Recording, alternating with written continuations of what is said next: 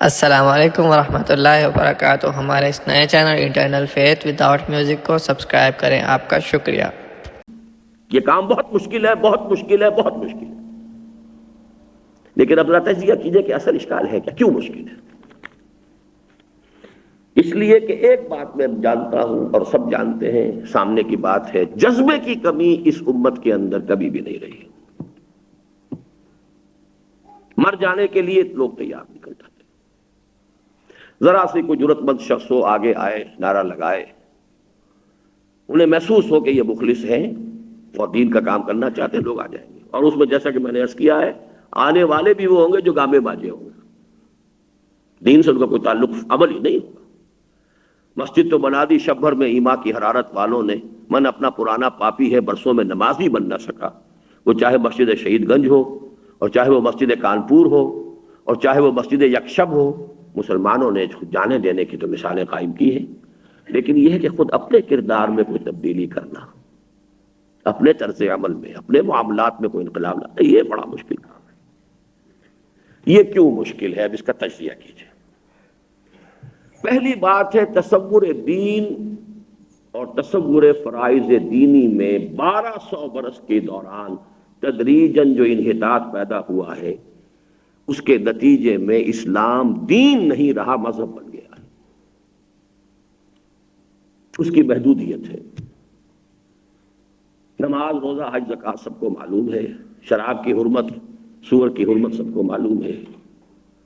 اقامت دین کی جد و جہد کس بلا کا نام ہے؟ یہ تو بڑا پڑھانا پڑتا ہے، سمجھانا پڑتا ہے۔ اس کا طریقہ کار کیا ہوگا وہ تو اور اگلا مرحلہ ہے، بڑا کٹھن مرحلہ ہے۔ اس کو ایجوکیٹ کرنا، اس کو بتانا، اس کو سمجھانا۔ اور اس کو یوں سمجھ لیجئے کہ اب تک کی ہماری مساعی، میرے 30 برس اس کام میں کھپ چکے ہیں۔ منتخب نصاب جس نے بھی کبھی پڑھا ہے، اس کے دیباچے میں جب یہ چھپا ہے، میں نے لکھا ہے کہ اس نصاب کا تھیم کیا ہے۔ قرآن مجید سے اگر آپ نے کچھ یہاں سے کچھ یہاں سے کچھ یہاں سے کچھ یہاں سے لیا ہے تو آخر کوئی بنیاد تو ہے نا۔ On what basis you have selected? This is a natural question۔ مثلا اگر میں چلتا عقیدہ اور عبادات، اگر اس پر چلتا تو سب سے پہلے سورۃ الاخلاص آنی چاہیے تھی۔ جو سورہ بدر عصر ہے ہمارے ہاں، اس کی جگہ سورہ اخلاص ہونی چاہیے۔ اس کے بعد آیت البر ہے، اس کی بجائے آیت الکرسی ہونی چاہیے۔ تہائی قرآن کے برابر تو سورہ اخلاص ہے، اور آیت الکرسی جو ہے پورے قرآن کی تمام آیات کی سردار ہے۔ یہ حضور کے اپنے الفاظ ہیں۔ ہمارا انتخاب تو وہ نہیں ہے، سورۃ العصر ہے، پھر آیت البر ہے۔ وہ جو تقاضے، اصل اس کا سبب کیا تھا کہ یہ تصور دین واضح ہو اور تصور فرائض دینی واضح ہو۔ اس کے اوپر کتنی محنت میں نے کی ہے، کتنی ہمارے اور مقررین نے کی ہے۔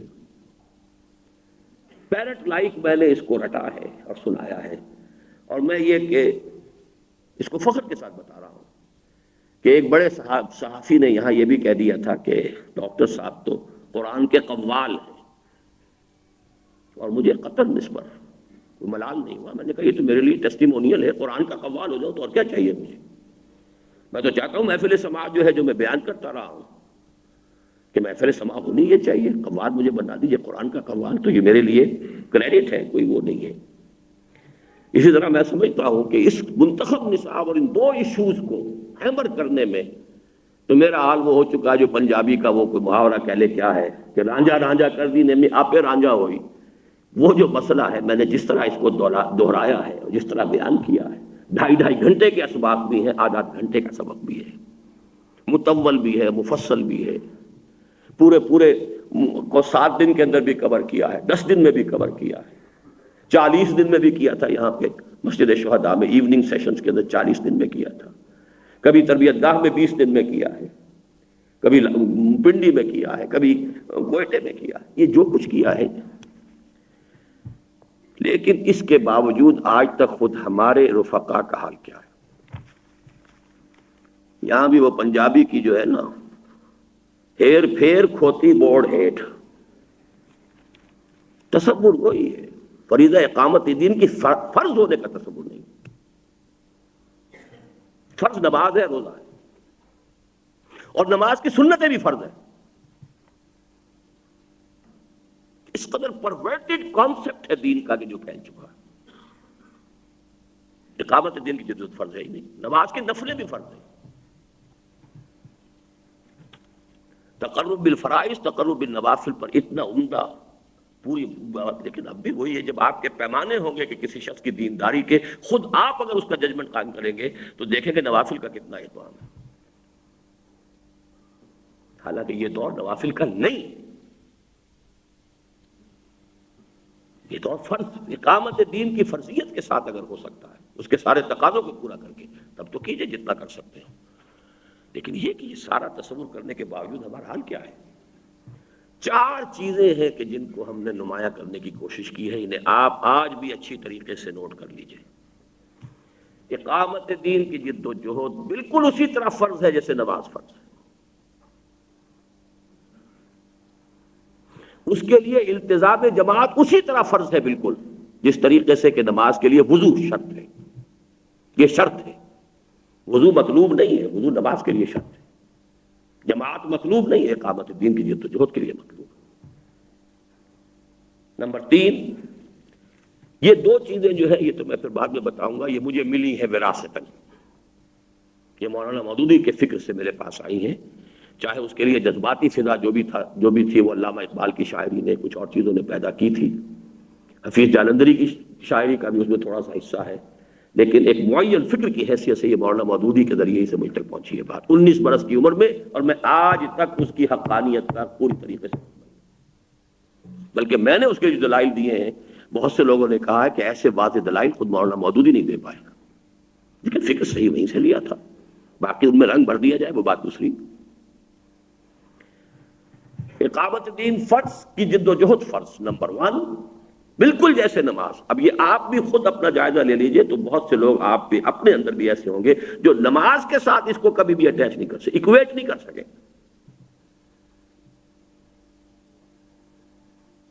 اور اس کے لیے التزام جماعت ایسے لازم یا شرط جیسے کہ جماعت، جیسے کہ وضو ہے نماز کے لیے۔ سوچ لیجئے، جائزہ لے لیجئے۔ تیسری بات وہ ہے کہ جس کا میں نے اضافہ کیا ہے، جماعت کے لیے میں نے یہ اقرار کیا کہ جتنے بھی طریقے دنیا میں آج کل جماعت سازی کے نئے ہیں سب مباح ہیں، کبھی میں نے حرام نہیں کہا الحمدللہ، لیکن واحد منصوص مسنون معصور اور ہماری پوری تاریخ کے اندر جو ملتا ہے 1300 برس کم سے کم، وہ بیٹھ کا سلسلہ ہم نے وہ اختیار کیا، لیکن دوسرے طریقوں کو بھی ہمیں حرام نہیں کہتا۔ اور میں نے جب تنظیم اسلامی کا قیام سن 67 میں ہوا ہے تو مولانا اصلاحی صاحب کی گویا کہ اس وقت قیادت تھی اور وہ جمہوری ذہن کے آدمی تھے، تو میں تیار تھا ان کے ساتھ کام کرنے کے لیے، شریک تھا۔ بعد میں جب تنظیم کا دوبارہ احیاء ہوا ہے 1975 میں، تب بھی میں نے 3 سال کے لیے اپنی حیثیت کنوینر کی رکھی تھی اور ایک نظام العمل بنایا تھا عبوری دور کا، میں اس کے لیے تیار تھا کہ اگر یہ حضرات آ جائیں تو ظاہر بات ہے انہی کی رائے چلے گی، کوئی اگر جمہوری نظام بھی بنانا چاہے تو حرام نہیں ہے، ایسا نہیں ہے کہ میں اس کی وجہ سے یہ جو پہلی 2 چیزیں جو فرض کے عین کے درجے میں ان کو چھوڑ دوں۔ اور چوتھی چیز جو میں نے یا ہم نے بہت طریقے سے واضح کرنے کی کوشش کی ہے، لیکن آج سب آپ حضرات جائزہ لے لیجئے، اس تصور کے تحت جو شخص جماعت میں شامل ہوتا ہے کہ یہ اقامت دین کی جد و جہد کے لیے جماعت قائم ہوئی ہے اور میں اس کے لیے سوچ سمجھ کر دیکھ بھال کر شامل ہو رہا ہوں، اس کے طریقہ کار کے بارے میں بھی، اس کے قائد جو بھی ہیں اس کی شخصیت کے بارے میں بھی، اس کی اس تحریک سے علیحدگی صرف 4 صورتوں میں جائز ہے، باقی جائز نہیں۔ پہلی صورت یہ ہے کہ فکر میں اختلاف ہو جائے، اور یہ 2 طرفہ ہو سکتا ہے کہ وہ آدمی محسوس کیے میں جس فکر کو صحیح سمجھ کر آیا تھا اب تو معلوم ہوا کہ فکر بدل گیا ہے۔ یہ بھی ہو سکتا ہے کہ میرا اس وقت ذہن جو ہے پختہ نہیں تھا، میں نے اس فکر کو قبول کر لیا تھا، آج میں سمجھتا ہوں کہ وہ فکر صحیح نہیں ہے۔ دونوں امکانات ہیں، اگر بنیادی فکر میں تبدیلی ہو جائے تو جائز ہے علیحدہ ہو جائے، جو قائد ہے اس کی شخصیت پر اعتماد نہ رہے، بالکل جائز ہے، چاہے ان کا سوء ظن ہو، مغالطہ ہو، کچھ ہو، لیکن اگر وہ نیک نیتی سے سمجھ رہے ہیں کہ قابل اعتماد آدمی نہیں ہے تو ان کا علیحدہ ہونا جائز ہے۔ نمبر 3، طریقہ کار کے اندر کوئی ایسی تبدیلی آ گئی ہو کہ جو وہ سمجھتا ہو کہ اس پوری تحریک کے مزاج کو بدل کر خراب کر کے ساری ایکسرسائز کو فیوٹیلیٹی بنا دے گی، اور اپنے اختلاف کے باوجود وہ یہ دیکھے کہ تحریک اپنا رخ بدلنے کو تیار نہیں۔ لیکن ان تینوں صورتوں میں اس شخص پر لازم ہے اپنا اختلاف واضح کرے، تعین کے ساتھ بتائے میں کس وجہ سے جا رہا ہوں، اور یہ کہ اتمام حجت کر کے جائے۔ اگر امیر پر اعتماد نہیں ہے تو اپنے ساتھیوں کو بتا کر جائے، دھوکے باز آدمی ہے، کیوں پیچھے لگے ہوئے ہو، تم نے اپنی زندگیاں خراب کی ہوئی، تو آدمی ٹھیک نہیں، اس کا کام ہے، فرض ہے، وہ باہر نکل کے بھی کرے اندر بھی کرے، اپنے ساتھیوں کو بتا کر جائے۔ طریقہ کار کی غلطی ہے، بتا کے جائے۔ یہی میں آج بھی صبح بتا رہا تھا، ماچھی گوٹ کا تصور کیجئے کہ مولانا مودودی نے اپنی پالیسی پر 7 گھنٹے تقریر کی، 7 آورز۔ اس کے بعد جب اختلافی تقریروں کا موقع آیا تو ٹائم تو ہے ہی نہیں۔ میں نے پوچھا اس وقت کے چودھری غلام محمد صاحب جو اس وقت قائم مقام امیر تھے کہ صاحب آپ کتنا وقت مجھے دے سکیں گے، میں اس کے مطابق تیار کروں، آپ آدھا گھنٹہ دیتے ہیں تو آدھا گھنٹے کی تقریر۔ نہیں جی، اتنی نوٹس آئے ہوئے، اتنا وقت ہے، 5 منٹ بمشکل ملیں گے۔ جب میرا وقت آیا میں کھڑا ہو گیا کہ صاحب مجھے 5 منٹ میں کوئی بات نہیں کہہ سکتا، مجھے تو چونکہ پہلے بتایا بھی نہیں گیا تو میں اس وقت کے حساب سے تو تقریر تیار ہی نہیں کر سکا۔ میرا تو یہ بیان ہے، میں یہ پڑھ کے سناؤں گا، 250 صفحے کا بیان ہے۔ اب ہنگامہ ہو گیا پورے اس سیشن کے اندر، کہاں سے وقت آ گیا۔ ایک صاحب نے کھڑے ہو کر چند ذیلی جملے پڑھے تھے، ہمارے پاس یہ بکواس سننے کا وقت نہیں۔ اور یہ پروفیسر صاحب تھے جو بہت بڑے جمہوری حقوق کے جو اس وقت علمبردار ہیں، پروفیسر غفور احمد صاحب، ہمارے پاس اس بکواس کو سننے کا وقت نہیں۔ لیکن یہ کہ کھڑے ہوئے ہمارے مرحوم اب ہو گئے بیچارے راؤ خورشید علی خان، انہوں نے کہا کہ ڈاکٹر اسرار اپوزیشن کا لیڈر ہے، لہذا جتنا وقت ملا ہے مولانا مودودی کو اتنا ہی وقت انہیں دینا ہوگا۔ تو ہر طرح کی بات ہو رہی تھی۔ مولانا مودودی کھڑے ہو گئے، کہاں ممکن ہے، پورا بیان لہرایا، اتنی بڑی کتاب یہاں پر کیسے ممکن ہے بیان کیا جائے، ہمارے پاس ٹائم نہیں ہے۔ اجمل خان لغاری کھڑے ہو گئے، اگر صرف اس کی وجہ سے ڈاکٹر اسرار جیسے کارکن تحریکوں کو روز روز نہیں ملا کرتے، اگر ان کی وجہ سے پورا 1 دن ایکسٹینڈ ہوتا اجتماع تو سارا خرچہ میں دوں گا۔ لیکن جب باری باری میں کھڑا ہو گیا، میں نے کہا جناب مجھے ایک بات کہنی ہے، وہ یہ ہے کہ میں اگر اپنا اختلاف بتائے بغیر جماعت سے علیحدہ ہو جاؤں تو پھر مجھ سے یہ نہ کہیے گا کہ اندر تم نے یہ بات کیوں نہیں کی۔ مجھے کوئی شوق تقریر کا نہیں ہے، نہ میں تقریر کر سکتا ہوں۔ 24 برس کی عمر تھی اور مقابلہ تھا مولانا مودودی سے، 25 برس کا ابھی میں پورا نہیں تھا۔ کہا مولانا مودودی 3.5 گھنٹے دینے پڑے ہیں مولانا مودودی کی مخالفت کے باوجود۔ یہ دوسری بات ہے کہ فقرے چست کیے جاتے رہے اور وہ یہ ہوتا رہا اور وہ ہوتا رہا، وہ سارا کچھ تھی، ہوٹنگ ہوئی ہے، سب کچھ ہوا ہے۔ پیچھے بیٹھے ہوئے مصباح الاسلام فاروقی صاحب، اللہ انہیں معاف فرمائے، انہوں نے کہا اچھا ہے، بہت اچھا ہے، گرمانی کے ایجنٹ بھی آ گئے۔ میرے بہنوئی جو ہیں اللہ بخش سیال صاحب وہاں کھڑے ہوئے تھے، انہوں نے وہ ڈانٹ پلائی ہے، وہ تو مجھے جانتے تھے کہ میں کیا ہوں، میں نے کبھی گرمانی سے ملاقات تک نہیں کی اور وہ کہہ رہے ہیں کہ میں شاید گرمانی کا ایجنٹ ہوں جماعت اسلامی۔ بہرحال جو کچھ ہو رہا تھا وہ میں سن رہا تھا، میں اپنا کام کر رہا تھا۔ 3.5 گھنٹے میں نے لیے۔ تو میں یہ اس لیے بیان کر رہا ہوں، مجھے کوئی دلچسپی نہیں ان واقعات کو بیان کرنے سے، فرض ہے یہ آپ تحریک میں شامل ہوئے، بتا کر جائیے کیا اختلاف ہے، یہ رفقا کا حق ہے آپ پر۔ میں کہتا ہوں مولانا اصلاحی صاحب کے گریبان پکڑیں گے ارکان جماعت، اور ان سب کا پکڑیں گے کہ بتا کے کیوں نہیں نکلے تم ہمیں۔ کتنے ہی لوگ تھے جو مولانا اصلاحی کی دعوت پر جماعت اسلامی میں شامل ہوئے، بڑے بڑے علماء ساتھ ہیں، یہ ہے وہ ہے، اس سے اعتماد قائم ہوا مولانا مودودی کا، ان کا حق تھا۔ چوتھا سبب ایک اور ہو سکتا ہے جائز، اور وہ یہ ہے کہ اسی کام کے لیے کوئی بہتر جماعت نظر آ جائے۔ تو جماعت مقصود نہیں، یہ کام تو مقصود ہے، اقامت دین کی جد و جہد کے لیے بہتر قائد کے ساتھ یا بہتر طریقہ کار کے ساتھ، بہرحال اس کو بھی بتا کے جانا چاہیے۔ وہ جو حدیث ہے کہ لا یؤمن احدکم حتی یؤمن حتی یحب لاخیہ ما یحب لنفسہ، اگر اپنے لیے مجھے کوئی بہتر چیز مل گئی ہے تو میں اپنے بھائی کو بھی بتاؤں کہ یہ بہتر شے ہے، تم بھی اس کو اختیار کرو۔ تو یہ ہے وہ 4 چیزیں کہ جو ہم نے بیان کرنے کی اپنی امکانی حد تک کوشش کی۔ ہم نے بیعت کی بنیاد پر جماعت بنائی، اس کا ایک فائدہ جو ہے وہ میں بعد میں بیان کروں گا، ایک فائدہ میں اس وقت بیان کر دیتا ہوں۔ بیعت کی وجہ سے ایک تو منفی پہلو ہے کہ ہماری رفتار بہت کم رہی ہے۔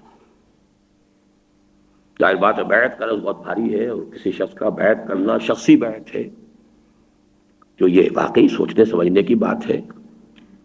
پھر دوسرا منفی نتیجہ یہ نکلا کہ کچھ لوگوں نے اسے وہ پیری مریدی والی بحث سمجھ کر نوجوان یا کوئی دیہاتی لوگ آ گئے، بعد میں معلوم ہوا کہ انہیں سمجھا ہی نہیں تھی بات کو. لیکن ہم بہرحال بیعت کے نظام کے تحت جو شخص جس وقت چاہے، میں تو انکار نہیں کر سکتا، وہ تو ہم نے طے کر دیا جو ہے، اس لیے کہ ہم نے یہ اصول بنایا ہی نہیں کہ پہلے نہا دھو کر آؤ، پاک ہو کر آؤ اور پھر ہم جماعت میں شامل کریں گے. عزم کر لیا ہے، انی اعاہد اللہ ان اہجر کل ما یکرہ، میں اللہ سے عہد کر رہا ہوں کہ جو کچھ چیز اسے ناپسند ہے چھوڑ دوں گا. آ جاؤ سینے سے مل جاؤ ہمارے. ہم کون سے کامل ہیں؟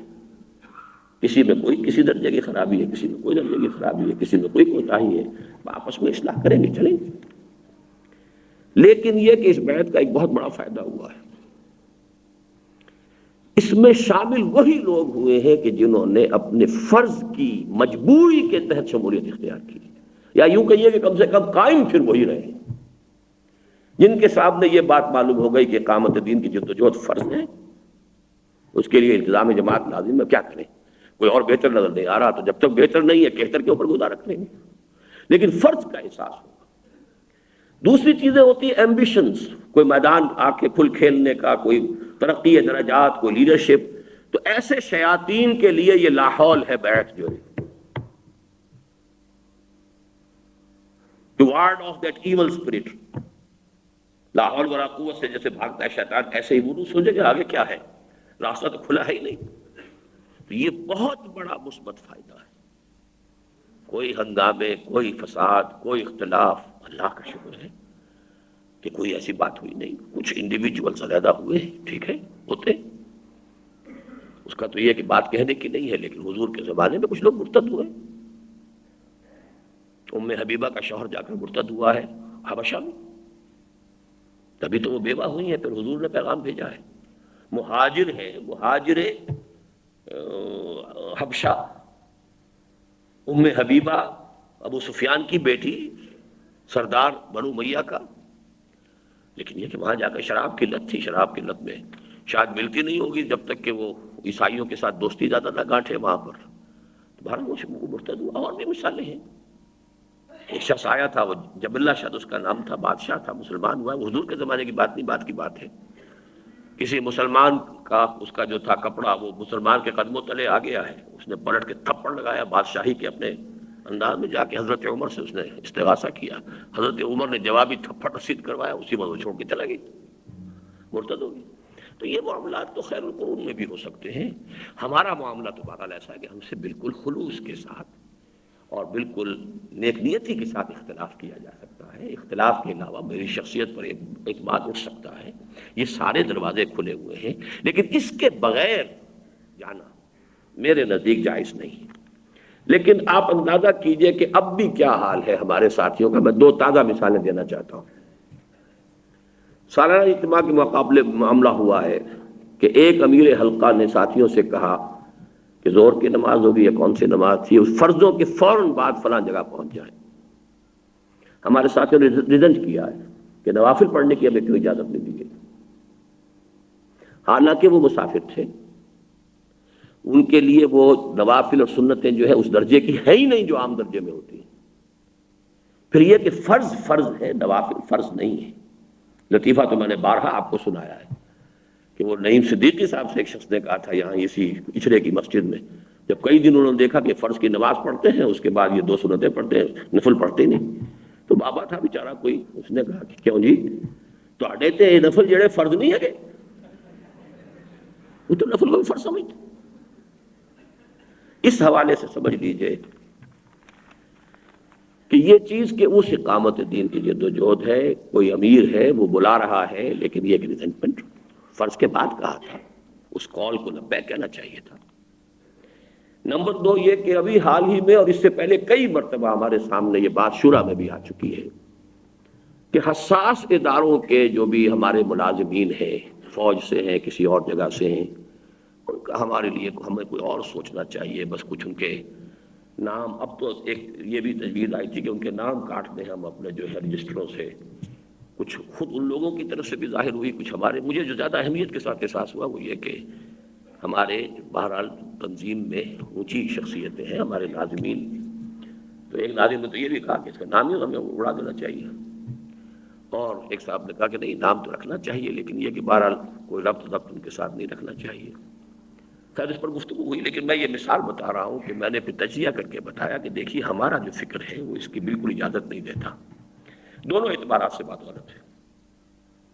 اصولی اعتبار سے جب ہم کہتے ہیں اقامت دین کی جدوجہد فرض ہے، التزام جماعت اس کے لیے شرط ہے، تو پھر یہ کہ یہ تمام فرائض ہر شخص پر یکساں طور پر عائد ہوتے ہیں جبکہ وہ بالغ ہو جائے اور ان فرائض کا شعور حاصل ہو جائے۔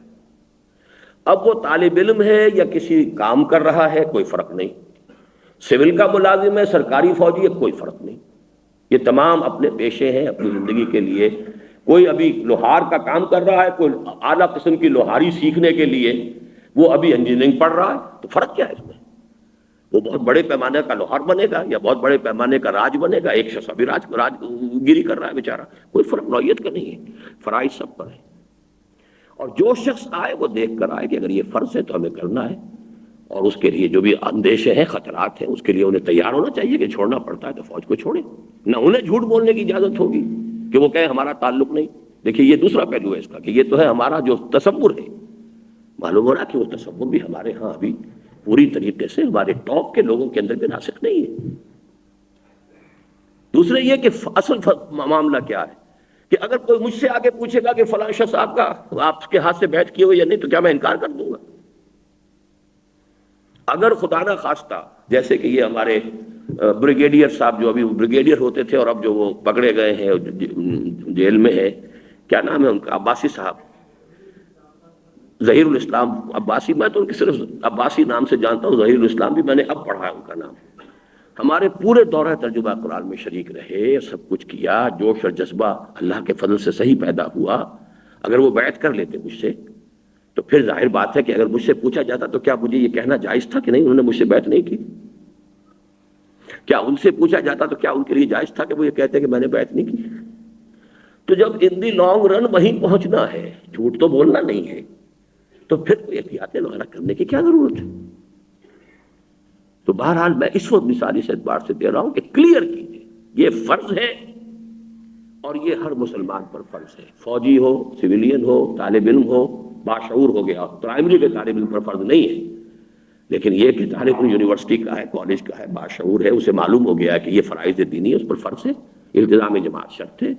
اب اس میں خطرے کسی کو کسی طرح کے آ رہے ہیں، کسی کو اپنی ملازمت 20,000 کی چھوڑ کر 5,000 پہ گزارا کرنا پڑ رہا ہے، تو اسی طریقے سے اگر وہ بھی ملازمتیں چھوڑ دیں گے اور آ جائیں گے، باقی وہ فلسفے ہوتے ہیں ان جماعتوں کے، وہ قادیانی جماعت کا فلسفہ ہے، ایک زمانے میں جماعت اسلامی نے بھی یہ فلسفہ اختیار کر لیا کہ ان کی رکنیت ختم کر کے اور جو بھی لوگ ہیں ان کی رکنیت لازم نہ کی جائے تاکہ انفلٹریٹ کر سکیں یہ محکموں میں اور سب میں۔ ہمارا یہ قطعاً طریقہ انقلاب نہیں ہے، اچھی طرح سے وہ ہوتا ہے انفلٹریشن والے، وہ جیوز کا طریقہ کار ہے، وہ قادیانیوں کا طریقہ کار ہے، سازشی طریقہ کار ہے، اور وہ طریقہ کار جو ہے ایک زمانے میں جماعت اسلامی نے اور بہت بڑا نقصان اٹھایا اس سے، کہ اصل ٹیلنٹ باہر چلا گیا اور جو کسی وجہ سے ملازمت سے نکال دیے گئے، چاہے پٹواری تھے اور چاہے کوئی ذمہ دار تھے، وہ یہاں آ کر امیر حلقہ بن گئے، اور ان کا صورت یہ بن گئی کہ جماعت کا اصل جو تھا ٹاپ کی قیادت جو ہے وہ عام طور پر بہت ہی تھرڈ ریٹ قسم کے لوگوں کے ہاتھوں میں آئی، نہ کوئی یونیورسٹی ایجوکیشن ہے، نہ کوئی دنیا دیکھی ہوئی ہے، وہ نکال لیے، پٹواری صاحب تھے وہ نکال دیے گئے تھے جماعت کی رکنیت سے۔ اب ظاہر بات ہے انہیں کہیں نہ کہیں تو ایڈجسٹ کرنا ہی تھا، وہ آئے اور وہ پھر حلقے کے اندر جو ہے وہ قیم بن گئے، پورا حلقہ جو اس کی ان کی ایک وہ بن گیا ایک جاگیر۔ اب میں نام نہیں لینا چاہتا، یہ پوری مثالیں جو میں نے جا کر جماعت میں داخل ہوتے ہی دیکھی ہیں، جو کیونکہ میرا تو اصل جو وقت ہے تحریک کے ساتھ وہ جمعیت طلبہ کے ساتھ گزرا۔ بہرحال یہ سمجھ لیجئے کہ ہمارے نزدیک یہ 4 چیزیں لازم ہیں، اور ان کی ابھی پختگی جو ہے خود ہمارے بہت سے سینئر لوگوں کے ذہنوں میں بھی موجود نہیں ہے۔ وجہ کیا ہے؟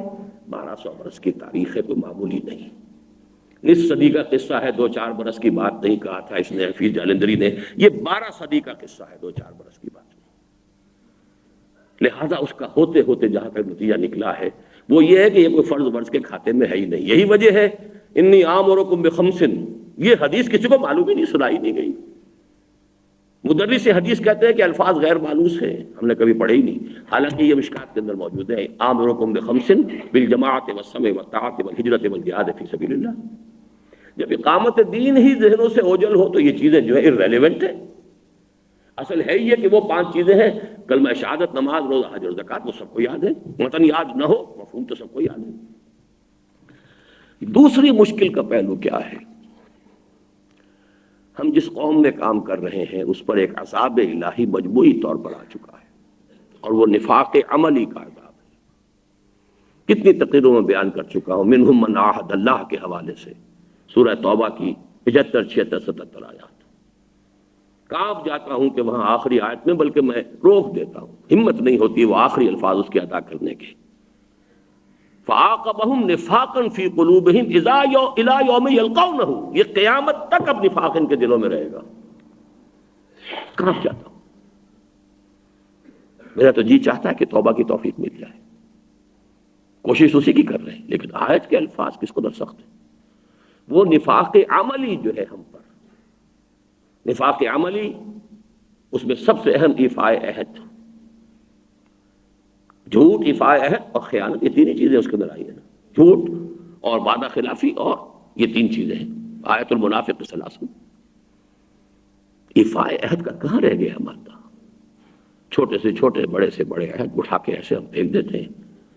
کوئی اس کے اندر ہمارے ہاں وہ ہے ہی نہیں، اب بھی نہیں ہے.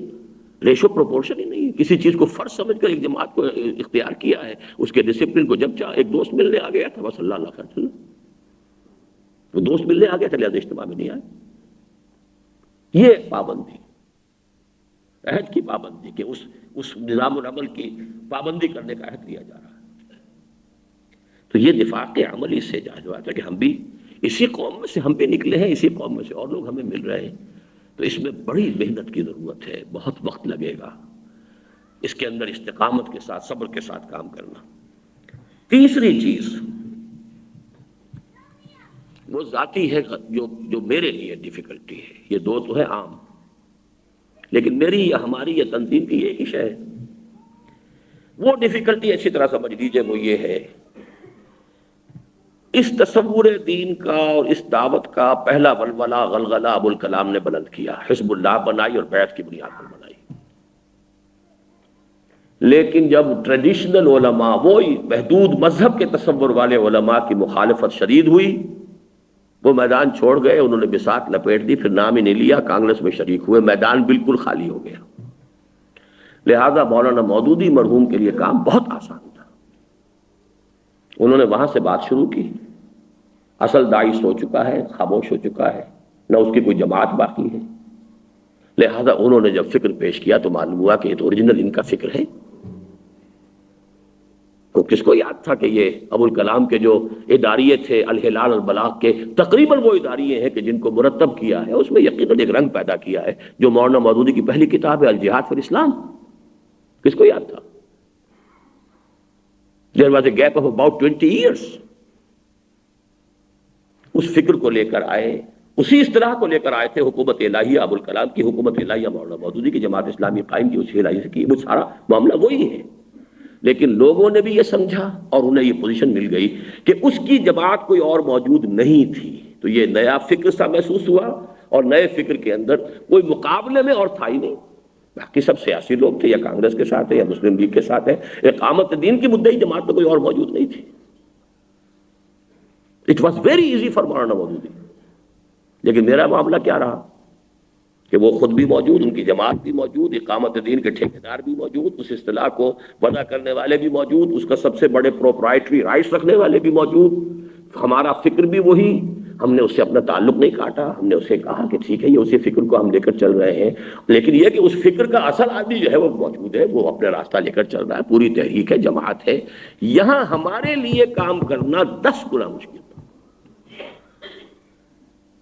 جماعت اسلامی کے نام سے ابھی 5-6 جماعتیں موجود ہیں. اس سالانہ اجتماع معلومہ 6ٹھی جماعت بھی ہے جماعت اسلامی کے نام سے. جماعت اسلامی بھارت ہے، جماعت اسلامی مشرقی پاکستان ہے، یہ بنگلہ دیش ہے، جماعت اسلامی آکوپائیڈ کشمیر ہے، جماعت اسلامی آزاد کشمیر ہے، جماعت اسلامی پاکستان ہے، جماعت اسلامی سری لنکا ہے. یہ 6ٹھا جو ہے اضافہ مجھے اب معلوم ہوا.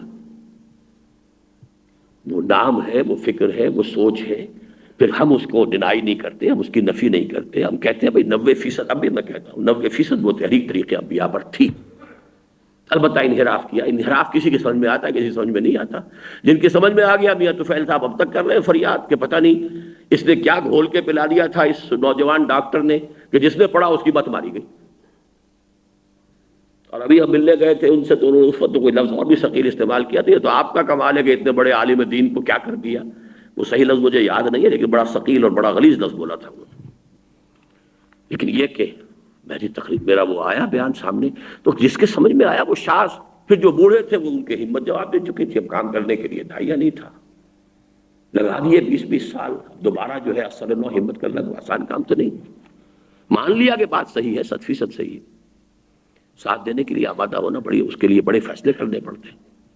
تو یہ ہے وہ تیسری مشکل کہ جو ہے ہمارے لیے بھی ہے، خاص طور پہ میرے لیے تھی. یہ ہے ہمارے کام کی مشکلات. اب اصل چیلنج جو ہے ہمارے لیے اس کا تجزیہ کر لیجئے. پھر نمبر 1 ہمیں فکر کی حفاظت کرنی ہے. اس فکر کے ضمن میں آج میں کچھ باتیں آپ سے عرض کر رہا ہوں، ذرا ہمت کر کے سن لیجئے. پازیٹو پہلو یہ ہے کہ یہاں پر احمد سرہندی رحمۃ اللہ علیہ، شاہ ولی اللہ دہلوی اور پھر اس کے بعد علامہ اقبال فکر کے میدان میں، مولانا مودودی، درمیان میں وہ جہاد تھا. سید صاحب کوئی فکری آدمی نہیں تھے. لیکن یہ جو شخصیتیں ہیں ان کی فکری مساعی اور ان کی تجدیدی مساعی کے آثار اثرات یہاں موجود تو ہیں، فضا میں بھی موجود ہیں، خاک میں بھی موجود ہیں. لیکن ان کو دوبارہ سمیٹنا، حاصل کرنا، اور پھر یہ کہ ان میں نمبر 1 اس کے اندر ارتقاء کی ضرورت ہے، بلکہ بعض اعتبارات سے تصحیح کی بھی ضرورت ہے. فکر کامل نہیں آپ اس کو کہہ سکتے. احمد سرہندی رحمۃ اللہ علیہ بہت بڑے مجدد الفسانی، ہندوستان میں یقیناً اقبال نے جو کہا ہے وہ ہند میں سرمایہ ملت کا نگہباں، اللہ نے بر وقت کیا جس کو خبردار. لیکن یہ ہے کہ انہوں نے جس شدت کے ساتھ وحدت الوجود کی نفی کی تھی وہ اس لیے تو مفید رہا کہ وہ ہماؤس تھی اور وہ جس سے کہ وہ دور ہو رہا تھا تشخص اسلام کا اور شریعت کا، اس کا تو انہوں نے منہ پھیر دیا. لیکن یہ ہے کہ اس میں کچھ انتہا پسندی بھی تھی. شیخ عبدالحق محدث دہلوی نے بھی اس سے اختلاف کیا، اور پھر شاہ ولی اللہ دہلوی نے اس کے بارے میں صحیح رائے قائم کی ہے، تطبیق وحدت الشہود اور وحدت الوجود میں.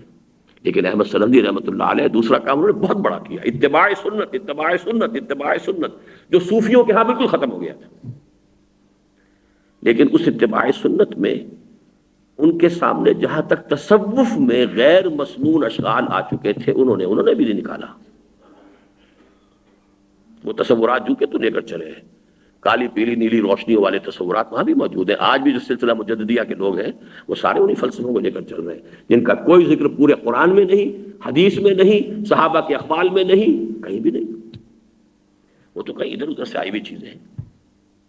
فلاں لطیفہ جب جاگ جاتا تو نیلی روشنی نظر آتی ہے، فلاں لطیفہ جاگ جاتا تو وہ پتہ نہیں یہ روشنی نظر آتی. یہ تو کتاب و سنت سے تو کوئی تعلق نہیں. تو تصوف کی ایک اعتبار سے تو انہوں نے صحیح کر دی، لیکن دوسرے پہلو سے تو وہ، اور یہ جان لیجئے کہ غیر نبی کو ایک کام بھی کر دے تو بہت بڑی بات ہوتی ہے. اس کا تو یہ کہ اس کے اثرات کو دیکھ کر اندازہ کرتے ہیں، لیکن کسی کا بھی غیر نبی کا کام کامل تو نہیں ہو سکتا. اسی طرح آگے چلیے شاہ ولی اللہ دہلوی رحمۃ اللہ علیہ، انہوں نے جہاں تک کہ حکمت احکام کا تعلق ہے بہت نمایاں کام کیا ہے حجت اللہ البالغہ میں، اور پہلی مرتبہ کیا. سوشولوجی اور سوشل تھاٹ جو ہے اسلام کا عمرانی فکر، اس کے اندر بہت بڑا ان کا جو ہے ایک سمجھیے کہ بریک تھرو ہے. لیکن جہاں تک حکمت ایمانی اور ما بعد الطبیعات کا تعلق ہے، وہی افلاطونی نظریات کے اوپر انہوں نے بلڈ کیا. عالم مثال کا ذکر تو نہ قرآن میں ہے، نہ حدیث میں ہے، نہ کہیں اور ہے. یہ تو افلاطون کا نظریہ ہے، ورلڈ آف آئیڈیاز. سقراط کے بعد افلاطون کے بعد ارسطاٹل. ہمارے سارے متکلمین جو ارسطاٹل کے شاگرد تھے، تو جہاں تک وہ تصوف کا مسئلہ آیا یا ایمانیات کا مسئلہ آیا تو اس میں اکثر و بیشتر جو ہے وہ افلاطون یا پھر حکیم فلاطینوس اس راستے سے آئے، اور شاہ صاحب بھی اسی کے اندر اس کو رکھتے ہیں. تو یہاں بڑے تجزیے کی ضرورت ہے. بہت بڑا کام کیا کہ قرآن مجید کی ایک آغاز کر دیا. قرآن مجید کا ایک بند کتاب تھی اسے کھول دیا. بہت بڑا کام ہے، بہت بڑا کام. سوشولوجسٹ ہونے کے اعتبار سے میں سمجھتا ہوں تاریخ انسانی کا عظیم ترین سوشولوجسٹ ہے. میرا اپنا کہنا یہ ہے کہ غزالی اور ابن تیمیہ دونوں کو جمع کریں تو شاہ ولی اللہ بنتا ہے. لیکن اب آپ سوچئے کہ حکمت ایمانی جس کا نام ہے وہ نہ غزالی کے ہاں ہے اور نہ ابن تیمیہ کے ہاں ہے. وہ اگر آپ کو پرانی ملے گی تو صرف رومی کے ہاں، اور اس دور میں ملے گی تو صرف اقبال کے ہاں.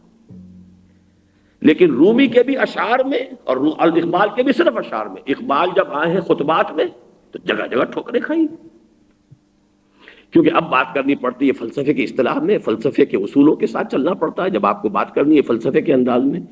اسی میں مجھے یاد آتا ہے کہ کتنے بڑے عالم دین اور اہل حدیث عالم دین، مولانا ثناء اللہ امرتسری، اور وہ بہت سے معاملات میں بالکل نیچری انہوں نے تفسیر کی، نیچری سر سید والے خیرات کی.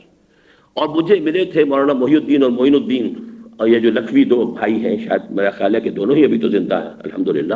معین الدین تو ہے، محی الدین کا مجھے معلوم نہیں، بڑے بھائی کا درویش ولش انسان ہے. تو وہ ان کے والد مولوی محمد علی لکھوی، 1970 میں میری ملاقات رمضان مبارک میں ہوئی ہے مدینہ منورہ میں. انہوں نے صاف یہ کہا، مجھے بتایا کہ ہم جب کرتے تھے بات مولانا ثناء اللہ امرتسری سے، یہ کیا آپ کر رہے ہیں؟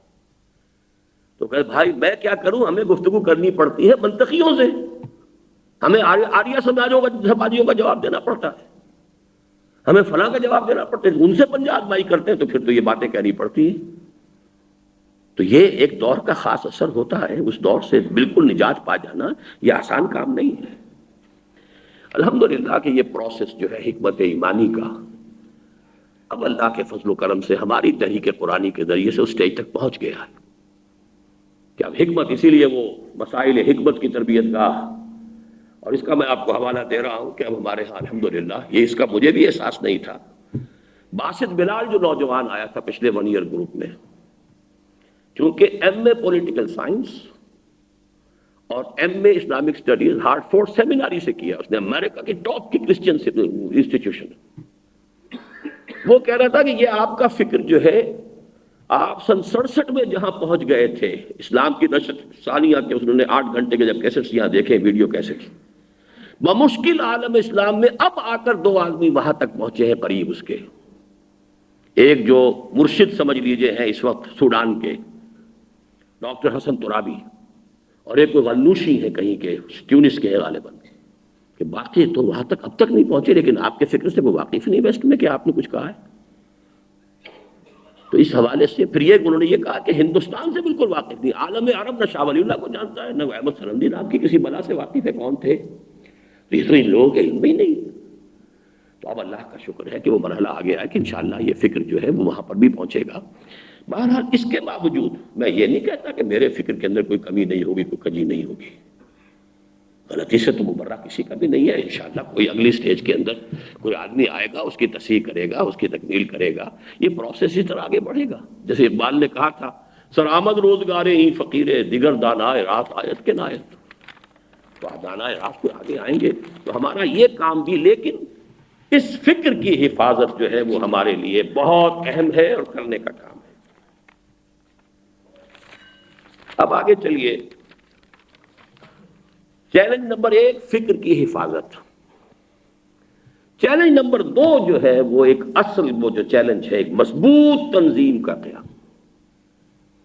اور یہی ہے مشکل، یہی منزل، یہی کٹھن ہے کم سے کم اس وقت کی زندگی میں.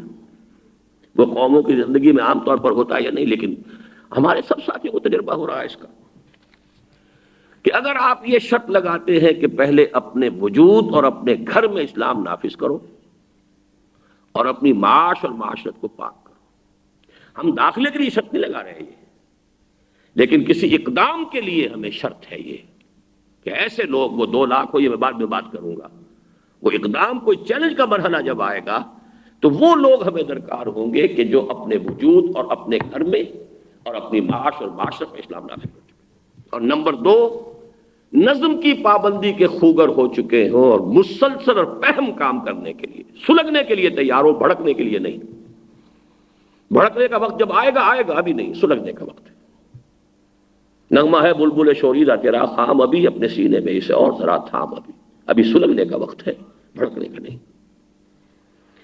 یہ ایسے لوگ اگر 4 میں نے شرطیں بیان کی، ذات اور گھر میں اسلام نافذ، معاش اور معاشرت منکرات اور حرام سے پاک، نمبر 3 نظم کی پابندی کے خوگر، ہم بھی تسلیم کی خو ڈالیں گے، اور نمبر 4 پہلو کام کرنے کی، کوئی نتیجہ نکلتا ہے نہیں نکلتا ہے، کوئی محسوس نتائج سامنے آ رہے ہیں نہیں آ رہے ہیں، ٹینجیبل ہے نہیں ہے، اس پر تو سوچئے کہ کوئی ہماری غلطی تو نہیں ہے، کوئی خامی تو نہیں ہے، کہیں ہم کوئی آر وی مسنگ سم بس، ہیو وی مسڈ دی بس آلریڈی، کیا ہو گیا ہے، سوچئے ضرور، دماغ کے اوپر تالی رکھنے کی بات نہیں ہے، لیکن تیار اگر یہ معلوم ہے کہ نہیں یہ سارا معاملہ ٹھیک ہے، تو پھر یہ کہ سلجھنے کے لیے،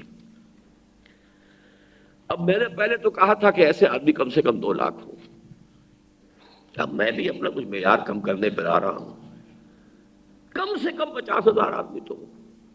آپ خود سوچئے کہ کیا اتنا بڑا کام جو تاریخ میں ایک دفعہ ہوا ہے، تھوڑی سی نفری جمع کریں، کہیں ہنگامہ کرا دیں، 2-4 آدمی شہید ہو جائیں گے، کیا حاصل ہوگا؟ 50,000 آدمی کم سے کم۔ اب یہ آپ دیکھیے کہ ابھی ہمارے پاس ہیں کتنے، میں تو نہیں سمجھتا کہ 500 سے زائد ہیں، اور شاید وہ بھی ان میں بھی کچے پکے شامل کریں گے تو 500 بنے گے، تو ہم کیسے کوئی اقدام کریں؟ کس گرتے پہ تتا پانی، کیا صورت ہے؟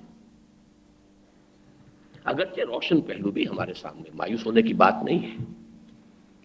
ہماری بات جب قاضی صاحب کے سامنے گئی ہے، قاضی انہوں نے کہا کہ واقعتاً تنظیم اسلامی ایک تنظیم ہے، اور ڈاکٹر صاحب انہوں نے جو بھی میری لیے تعریف کے الفاظ استعمال کیے، بڑی محنت کی ہے، بہت خلوص سے کی، ہم کی بہت عزت کرتے ہیں، ان کے ساتھ کوئی وفاق بنانے کے لیے بھی ہم آمادہ ہوں گے، لیکن یہ نعیم صدیقی صاحب کا نام کیوں بیچ میں ڈال دیا؟ ان کی کیا حیثیت ہے؟ اب وہ تازہ مسئلہ ہے، زیادہ ان سے تو وہ گرمی بہت زیادہ، انہوں نے پھر کھل کر جو ان کے اوپر ذاتی الزامات لگائے ہیں۔ لیکن یہ اسی طریقے سے اسد اللہ بھٹو صاحب کی بات ایک آپ کو سنائی تھی، راوی یہاں بیٹھے ہوئے ہیں، یہ جماعت اسلامی کے امیر ہیں سکھر کے، انہوں نے کہا کہ تنظیمیں تو 2 ہی ہیں، یا جماعت اسلامی یا تنظیمیں، ان کا آپ تنظیم اسلامی کو بھی واقعتاً شمار خدار کے قابل سمجھتے ہیں؟ ان کا کہ آپ کے آدمی کم ہے، لیکن آپ کا ایک آدمی ہمارے 10 آدمیوں سے بہتر ہے۔ وہ انہوں نے اصل میں انہی کو دیکھا ہوگا ہمارے سمرو صاحب جو ہے، جی ایم سمرو صاحب، وہ واقعتاً کے ہیں، لیکن یہ کہ اس قسم کے جتنے تبصرے ہوتے ہیں تو وہ لوگوں کا مشاہدہ ہوتا ہے، کہیں کوئی مشاہدہ مایوس کن سامنے آ گیا تو بہت مایوس ہو گئے، کہیں مشاہدہ جو ہے وہ کوئی بہت اچھا نظر آ گیا تو اس سے پھر جو آدمی جنرلائز کر لیتا ہے تو بہت اچھی اسسمنٹس۔ اکنا کا معاملہ ہوا ہے ابھی امریکہ میں، وہ جماعت اسلامی نارتھ امریکہ اکنا کے نام سے کام کر رہی ہے، جیسے جماعت اسلامی انگلستان جو ہے وہ Islamic mission, UK Islamic mission کے نام سے کام کر رہی ہے۔ بہرحال وہاں کے بھی ٹاپ کے لوگوں سے اس دفعہ میری ملاقات ہوئی ہے، اور میں نے محسوس کیا کہ وہ تنظیم کی اہمیت کو محسوس کر رہے ہیں، اور انہوں نے پسند کیا ہے کہ کوئی نہ کوئی جو ہے تعاون کا راستہ جو ہے وہ نکلنا چاہیے۔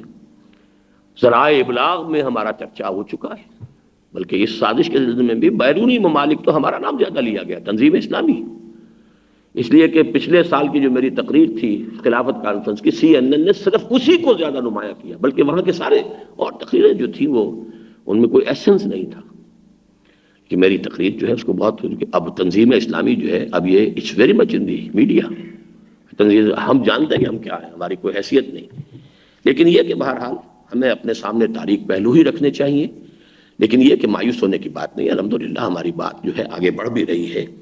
لیکن مہم کی صورت میں آپ سے عرض کر دوں، کوئی انقلاب، کوئی چیلنج آج بھی شروع ہو سکتا ہے، اس سے پہلے بھی ہو سکتا تھا۔ سن 82 کا میں آپ سے بتا چکا ہوں کہ میں نے خود کہا ضیاء الحق سے کہ میں آپ کے خلاف تحریک شروع کر سکتا ہوں، 5 جولائی 1982 کو I said it into his face، میں نے کہا کلنک کا ٹیکہ لیے پھر رہے ہیں آپ نے شریعت کوڈ بنائی ہے اور اس کے اوپر آئلی قوانین تک کی پابندی لگا دی ہے کہ اس کے بارے میں بات نہیں کر سکتی۔ Your own hand-picked ulama are sitting there as judges۔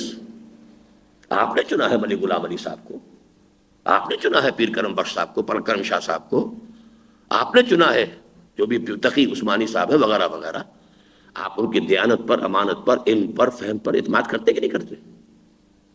کہنے لگے پھر ان عورتوں کو کون مطمئن کرے گا؟ میں نے کہا بس یہ آپ کی اگر سوچ ہے، لیکن میں نے کہا تھا مہم چلا سکتا ہوں، اس لیے نہیں چلا رہا ہوں کہ میرے پاس پارٹی نہیں ہے، جماعت نہیں ہے، یہ میں نہیں چاہتا کہ کوئی ہنگامہ میں کھڑا کروں، فائدہ اٹھا جائے کوئی اور اس وقت ظاہر بات ہے MRD was in the field, they could take advantage of every thing.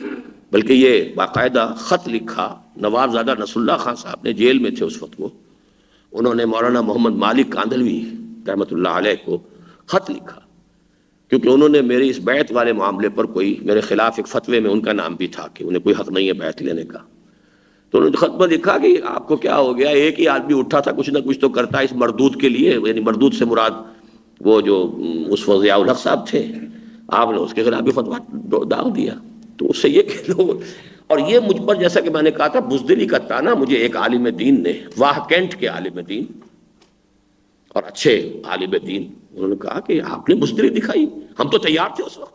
اور صحیح ہے، میں آپ کو بتا چکا ہوں میرے سامنے یہ معاملہ آیا ہی تھا، بلکہ فیلڈ سوسائٹی کی اس وقت میں نے لی تھی کہ کسی بھی وقت کوئی خالص دینی مسئلے کے اوپر تحریک اگر گرم ہوگی تو پھر یہ ہے کہ یہ تمام فرقوں سے مخلص لوگ جو ہے نکل آئیں گے۔ دیوبندی مساجد سے میری تائید ہو رہی ہے، اہل حدیث مساجد سے میری تائید ہو رہی ہے۔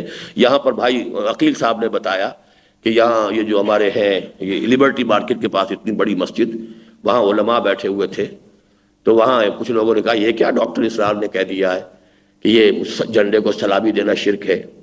تو وہیں پر موجود تھے وہ جو فوت ہو چکے ہیں جماعت اسلامی کے میں سے بہت بڑے عالم تھے، مفتی سیاح الدین کاکا خیل۔ ان کا ٹھیک بات تو وہی کہہ رہا ہے، آپ کے اندر کہنے کی ضرورت نہیں، بات تو ٹھیک ہے۔ قنوت جو ہے عبادت کا حصہ ہے، آپ جھنڈے کے لیے قنوت کرتے ہیں، کھڑے ہوتے ہیں، قنوت نماز کا بہت بڑا رکن ہے۔ اور میں یہ کہتا ہوں کہ یہ اصل میں مذہب وطنیت کی عبادت ہے، یہ جھنڈا ہے، اس کی سلامی ہے، ترانہ ہے، اس کے لیے کھڑے ہو جانا ہے۔ یہ الحمد شریف ہی تو پڑھی جا رہی ہوتی ہے اس وقت، پاکستان کی الحمد شریف ہے آپ کا ترانہ، اور اس میں کھڑے ہو کر قنوت کے اندر آپ سنتے ہیں۔ کہا صاحب کا بات تو ٹھیک وہی کہہ رہا ہے، آپ نے ہمت دی۔ یہاں جو جامعہ اسلام تعلیمات اسلامیہ مولانا عبدالغفار حسن صاحب کو، حکیم عبدالرحیم اشرف صاحب کو، ان کے شاگردوں نے گھیر لیا، صحیح بات تو وہ کر رہے ہیں، آپ کیا کر رہے ہیں یہاں پر؟ تو مجھے معلوم ہوا اہل حدیث دیوبندی بریلوی میاں طفیل صاحب میرے حق میں تقریر کر بیٹھے حیدرآباد میں، جماعت اسلامی کی خواتین کا بہت بڑا جلوس میرے حق میں نکلا، لیکن بات یہی ہے کہ ایک ہنگامہ تو کھڑا ہو جاتا، جماعت ہماری نہیں تھی، it could be hijacked. اس کو کنٹرول کرنے کے لیے یو نیڈ ریڑھ کی ہڈی کی طرح کی مضبوط جماعت، تب میدان میں آئے، کم سے کم 50,000 آدمی تو ویسا ہو جیسا ابھی ہمارے پاس صرف 50 ہے۔ لیکن اس میں یہ کہ 500 ہے، اس میں مایوس ہونے کی ضرورت نہیں۔ میں بتا چکا ہوں کہ انقلابی عمل کے اندر وہ کوئی ارتھمیٹک پروگریشن یا جیومیٹرک پروگریشن نہیں چلتی، ہمیں کچھ پتہ نہیں ہے کب راؤنڈ دی کارنر کیا ہے، کہاں سے کو راستہ کھل جائے اور کہاں سے جو ہے ہمیں جو ہے بڑی تعداد کے اندر لوگ مل جائیں، ہمیں نہیں معلوم۔ ہمیں اس کی بھی نیگیشن نہیں کرنی چاہیے، ہو سکتا ہے کہ ہماری اپنی زندگیوں میں انقلاب آ جائے، اللہ ہمارے ہاتھوں سے یہ کام کروا لے، اللہ کی قدرت سے بعید نہیں ہے۔ لیکن ہم جو حساب کتاب جوڑیں گے، اقدام کا فیصلہ کریں گے، وہ اپنا سورہ کبریٰ دیکھ کر، اپنی طاقت دیکھ کر، اپنی انداز تنظیمی صلاحیت اور جو قوت ہے اس کو دیکھ کر کریں گے۔ اس سلسلے میں اب آپ سے عرض کر دیتا ہوں، اب بھی میری رائے یہ ہے کہ جب بھی کبھی ہم اگر کر سکے اس کو، تو آپ کو بڑی تعداد میں لوگ ملیں گے تبلیغی جماعت سے، باقی جماعتوں سے بھی کارکن آئیں گے۔ کوئی تحریک اپنا رخ کبھی نہیں بدلا کرتی، قیادت کبھی تسلیم نہیں کیا کرتی، قیادت کبھی کنورٹ نہیں ہوتی، کارکن تو ہو سکتے اور آئیں گے، بشرطے کہ پھر وہ مرحلہ ہم نے کیا ہو، خالص دینی مسئلہ ہو، سب کو معلوم ہو کہ یہ دینی مسئلہ ہے، اور پھر یہ ہے کہ اس کے اندر ہمارے پاس ایک قوت موجود ہو اسے کنٹرول کرنے کے لیے۔ بہرحال یہ غلطی اسی نوعیت کی مولانا مودودی سے ہوئی تھی، نوٹ کر لیجئے۔ بدنیتی میں نے آج تک ان کے اوپر ان کا الزام نہیں لگایا، یہ ہمارا کام ہی نہیں ہے کہ کسی نیت کے بارے میں فیصلہ کریں۔ اسیسمنٹ کی غلطی ان سے ہوئی، پنجاب میں انہوں نے سمجھا کہ ہم پاکستان بنایا تھا اسلام کے لیے، وہ نعرہ ہم نے اپنا لیا ہے، اور مسلم لیگ جو ہے وہ ڈس انٹیگریٹ ہو رہی ہے، میدان خالی ہے، خلا ہے۔ If we come in the field, اسی نعرے کو اپنا لیں تو یہ کہ ہم کم سے کم 40 افراد تو یہاں پر اسمبلی میں پروونشل میں پہنچا سکتے ہیں۔ نتیجہ نکلا کہ ایک بھی نہیں گیا۔ اب یہ وقت تھا کہ انہیں ری ایسس کرنا چاہیے تھا کہ غلطی ہوئی ہے، حساب کتاب صحیح نہیں ہے، ہمارے اندازے صحیح نہیں ہیں، قوم کے بارے میں ہمارے اندازے صحیح نہیں ہیں، ٹھیک ہے حکومت ختم ہوئی، مسلم لیگ وینش ہو گئی، لیکن اصل تو یہاں پر جو ہے انفراسٹرکچر وہ جاگیرداری کا ہے، وہ تو جو کا تو قائم ہے، برادریوں کا ہے وہ جو کا تو قائم ہے، پولیس کا اور تھانوں کا معاملہ ہے وہ جو کا تو قائم ہے۔ ووٹ تو اس کو دیں گے جو وہاں پر جا کر کوئی داد رسی کر سکے، کوئی کچھ کام کروا سکے، سچے جھوٹے غلط صحیح کام کروا سکے۔ تو there is no essential change, no basic change in the social structure۔ بہرحال انہیں یہ چاہیے تھا کہ صافی روش سے وہ فوری طور پر جو ہے نظر ثانی کرتے واپس ہو جاتے۔ اب اس سلسلے میں عرض کر رہا ہوں کہ ہمیں پچھلی جو غلطیاں ہیں ان کا تذکرہ خوش ہو کر یا کسی کے اوپر تنقید کر کے اپنی بڑائی بیان کرنے کے لیے نہیں کرنا چاہیے، اس لیے کہ ہمیں خود اس سے سبق حاصل کرنا ہے، وہ ہماری ایک ناگزیر ضرورت ہے، ورنہ ان کا ادب بھی ملحوظ رہے۔ اس میں کچھ کمی مجھ سے ہوئی ہے ایک خاص دور میں جس کی میں نے معذرت بھی کی ہے، لیکن اب میں آپ کو بتاتا ہوں کہ ایک ایسی ہی غلطی مجھ سے ہوئی، لیکن الحمدللہ کہ اس کو ہم نے بر وقت جو ہے اس کا احساس کر لیا، اس کی اصلاح کر لی۔ ہم نے سن 91 سے تحریک خلافت شروع کی، اور میں حیران رہ گیا کہ 2000 کا جلسہ ہے تو 200 فارم پر ہو گئے معاونین کی۔ حالانکہ میں سمجھتا ہوں کہ لوگ اکثر آج کل نام بھی دینے کو تیار نہیں ہوتے کہ پتہ نہیں کہیں درج ہو جائے گا، کیا ہو جائے گا، کوئی پولیس کے کھاتے میں پہنچ جائے گا، کہیں اور ہو جائے گا۔ تو اس حوالے سے 200 میں نے اس سے ایک نظریہ نکالا کہ ذرا نم ہو تو یہ مٹی بہت زرخیز ہے صاحب۔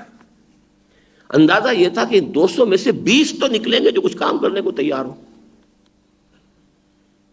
لیکن اندازہ یہ ہوا کہ نہیں، یہ پرسنٹیج بھی کام کے لیے وقت اور پیسہ لگانے کو تیار۔ اس میں کوئی کمی اگر رہی ہے، بہت سے جگہوں پر ہمارے ساتھیوں کی کمی نہیں رہی ہے، وہاں بھی رزلٹ یہی تھا، اور کمی رہی بھی ہے تو اس کی وجہ یہ ہے کہ پھر وہ بھی ہماری کمی ہے یا اوور اسیسمنٹ تھی کہ ہم اس قابل ہو چکے ہیں کہ اس تحریک کو اس انداز میں ہم لے کر چل سکتے ہیں۔ آخر کار جو ہوا وہ یہی ہوا کہ وہ ہمارے ہی ناظمین اور ہمارے ذمہ داروں کے اوپر ایک دو طرفہ بوجھ آ گیا، کاغذی کارروائی ہو رہی ہے، باقی کچھ بھی نہیں۔ تو اس کا ہم نے جلدی نوٹس لیا، حالانکہ میں نے کتنے شد و مت سے شروع کی تھی تحریک۔ مولانا مودودی نے تو الیکشن میں فیصلہ کرنے کا اعلان جو ہے وہ پبلک میٹنگ اسپیچ میں کر دیا تھا، پھر شورا کے سامنے معاملہ آیا تھا، اور وہ سر پکڑ کے بیٹھ گئے تھے بہت سے لوگ کہ اب یہ امیر جماعت اعلان کر چکے ہیں، ہم اسے ڈس اون بھی تو کیسے کر سکتے ہیں، we have to honour it.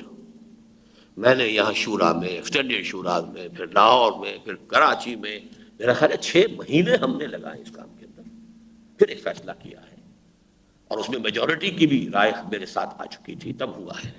لیکن مجھے غلطی کا احساس ہوا کہ یہ ہماری غلطی ہے، ہم ابھی گراس روٹ سے معاملہ جو ہے اس کو اٹھانے کی حیثیت میں نہیں ہے، بلکہ تنظیم تو ہماری اوپر سے ہی نیچے جائے گی، جتنا وقت لگے اوپر سے نیچے، یہ ہے بھی اوپر سے ایک شخص ہے، اس کے ساتھ کچھ لوگ جمع ہو گئے، پھر ان کے ساتھ جمع ہو، یہ نیچے پہنچے گی تو اسی انداز میں پہنچے گی۔ ہاں جب ایک حد تک پہنچ جائے گی تو پھر جو ہماری ہاں کی جو جس کو ہم کہتے ہیں کہ ایک سائلنٹ میجورٹی ہوتی ہے، وہ اٹھ جائے گی، وہ کام کرے گی، وہ محنت کرے گی، وہ قربانیاں دے گی، لیکن اس سائلنٹ میجورٹی کو کنٹرول کے لیے، مانیٹر کرنے کے لیے، ڈائریکشن اس کی جو ہے صحیح رکھنے کے لیے وہ جماعت ہونی چاہیے۔ ایک غلطی مجھ سے حال ہی میں اور بھی ہوئی ہے، عملی قسم کی، وہ کوئی پالیسی کی تو نہیں تھی، اس کا میں بعد میں تذکرہ کروں گا۔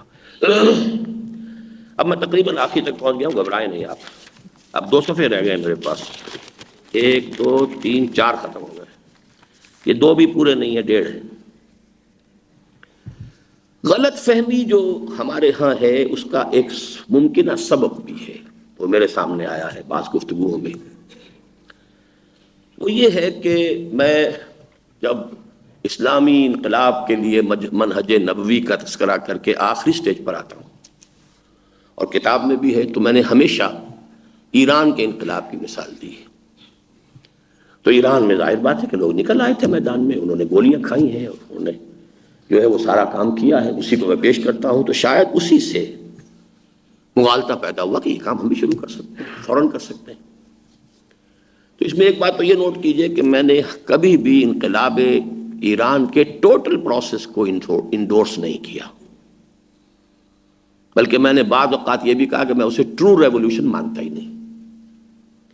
عام دنیاوی اعتبارات سے وہ ریولوشن ہے، یہ کہ بادشاہی نظام ختم ہو کر تھیوکریسی کا نظام قائم ہو گیا، یہ ریولوشن ہے، لیکن ٹرو ریولوشن کی کچھ اور شرائط بھی ہے کہ کوئی بیسک چینج آئے، اصل جو سٹرکچر ہے سوسائٹی کا، پولیٹیکو سوشو اکنامک سٹرکچر، وہ جاگیرداری، یہ وہ چیزیں جو کہ تو برقرار ہیں، سود وود کا معاملہ بھی نہیں ہو سکا ہے وہاں، اس لیے کہ وہی جو فقہ اسلامی کے اندر جو ہمارے ہاں چیزیں آئی ہوئی ہیں وہ ان کے یہاں بھی آئی ہوئی ہیں، ان کی کوئی آسمان سے تو فقہ نہیں نازل ہوئی 1200 برس جو ہم پر بھی تھے ان پر بھی تھے، جاگیرداری اور سود کے لیے جو بھی ہیلے ہمارے ہاں ہیں وہ وہاں بھی موجود ہیں۔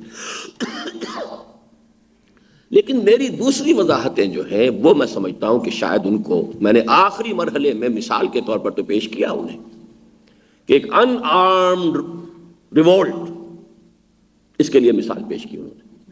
لیکن دو چیزیں نوٹ کیجئے، میں نے بہت تفصیل سے بہت سے مواقع پر بیان کیا ہے کہ یہ پروسیس ریولیوشنری نہیں تھا۔ اینٹی بھٹو موومنٹ، اینٹی شاہ موومنٹ، یہ دونوں موومنٹس بالکل پیرلل، کنٹمپریری اینڈ سملر تھی۔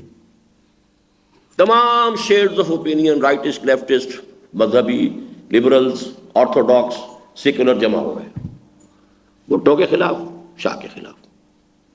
نمبر دو، دونوں تحریکوں کو امریکہ کی سپورٹ حاصل تھی، اس لیے ڈیموکریٹس تھے وہاں، اور ڈیموکریسی ان کے لیے اس وقت تک مذہب تھا، اب تو اس مذہب سے وہ تائب ہونے لگے ہیں، وہ ایک علیحدہ مسئلہ ہے، لیکن وہ مذہب تھا ان کا۔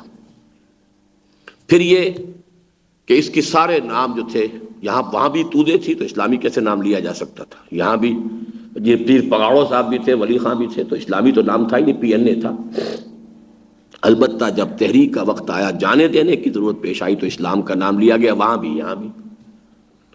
لیکن یہاں کوئی مذہبی قیادت، کوئی ریلیجس ہائرارکی تھی ہی نہیں، لہذا ایک ٹوکن قیادت آئی صرف، اور وہ مولانا مفتی محمود صاحب کی تھی، وہ ٹوکن قیادت تھی، حقیقی قیادت نہیں تھی۔ وہاں چونکہ ریلیجس ہائرارکی جو ہے بالکل کرسچنز کی طرح مضبوط ہے، متعین ہے، گریڈڈ ہے، ویل گریڈڈ، ویل ڈیفائنڈ، تو ہائرارکی اس نے اس کے اوپر قبضہ کر لیا۔ تو اٹ واز اے کو here in Pakistan by army, there in Iran by clergy.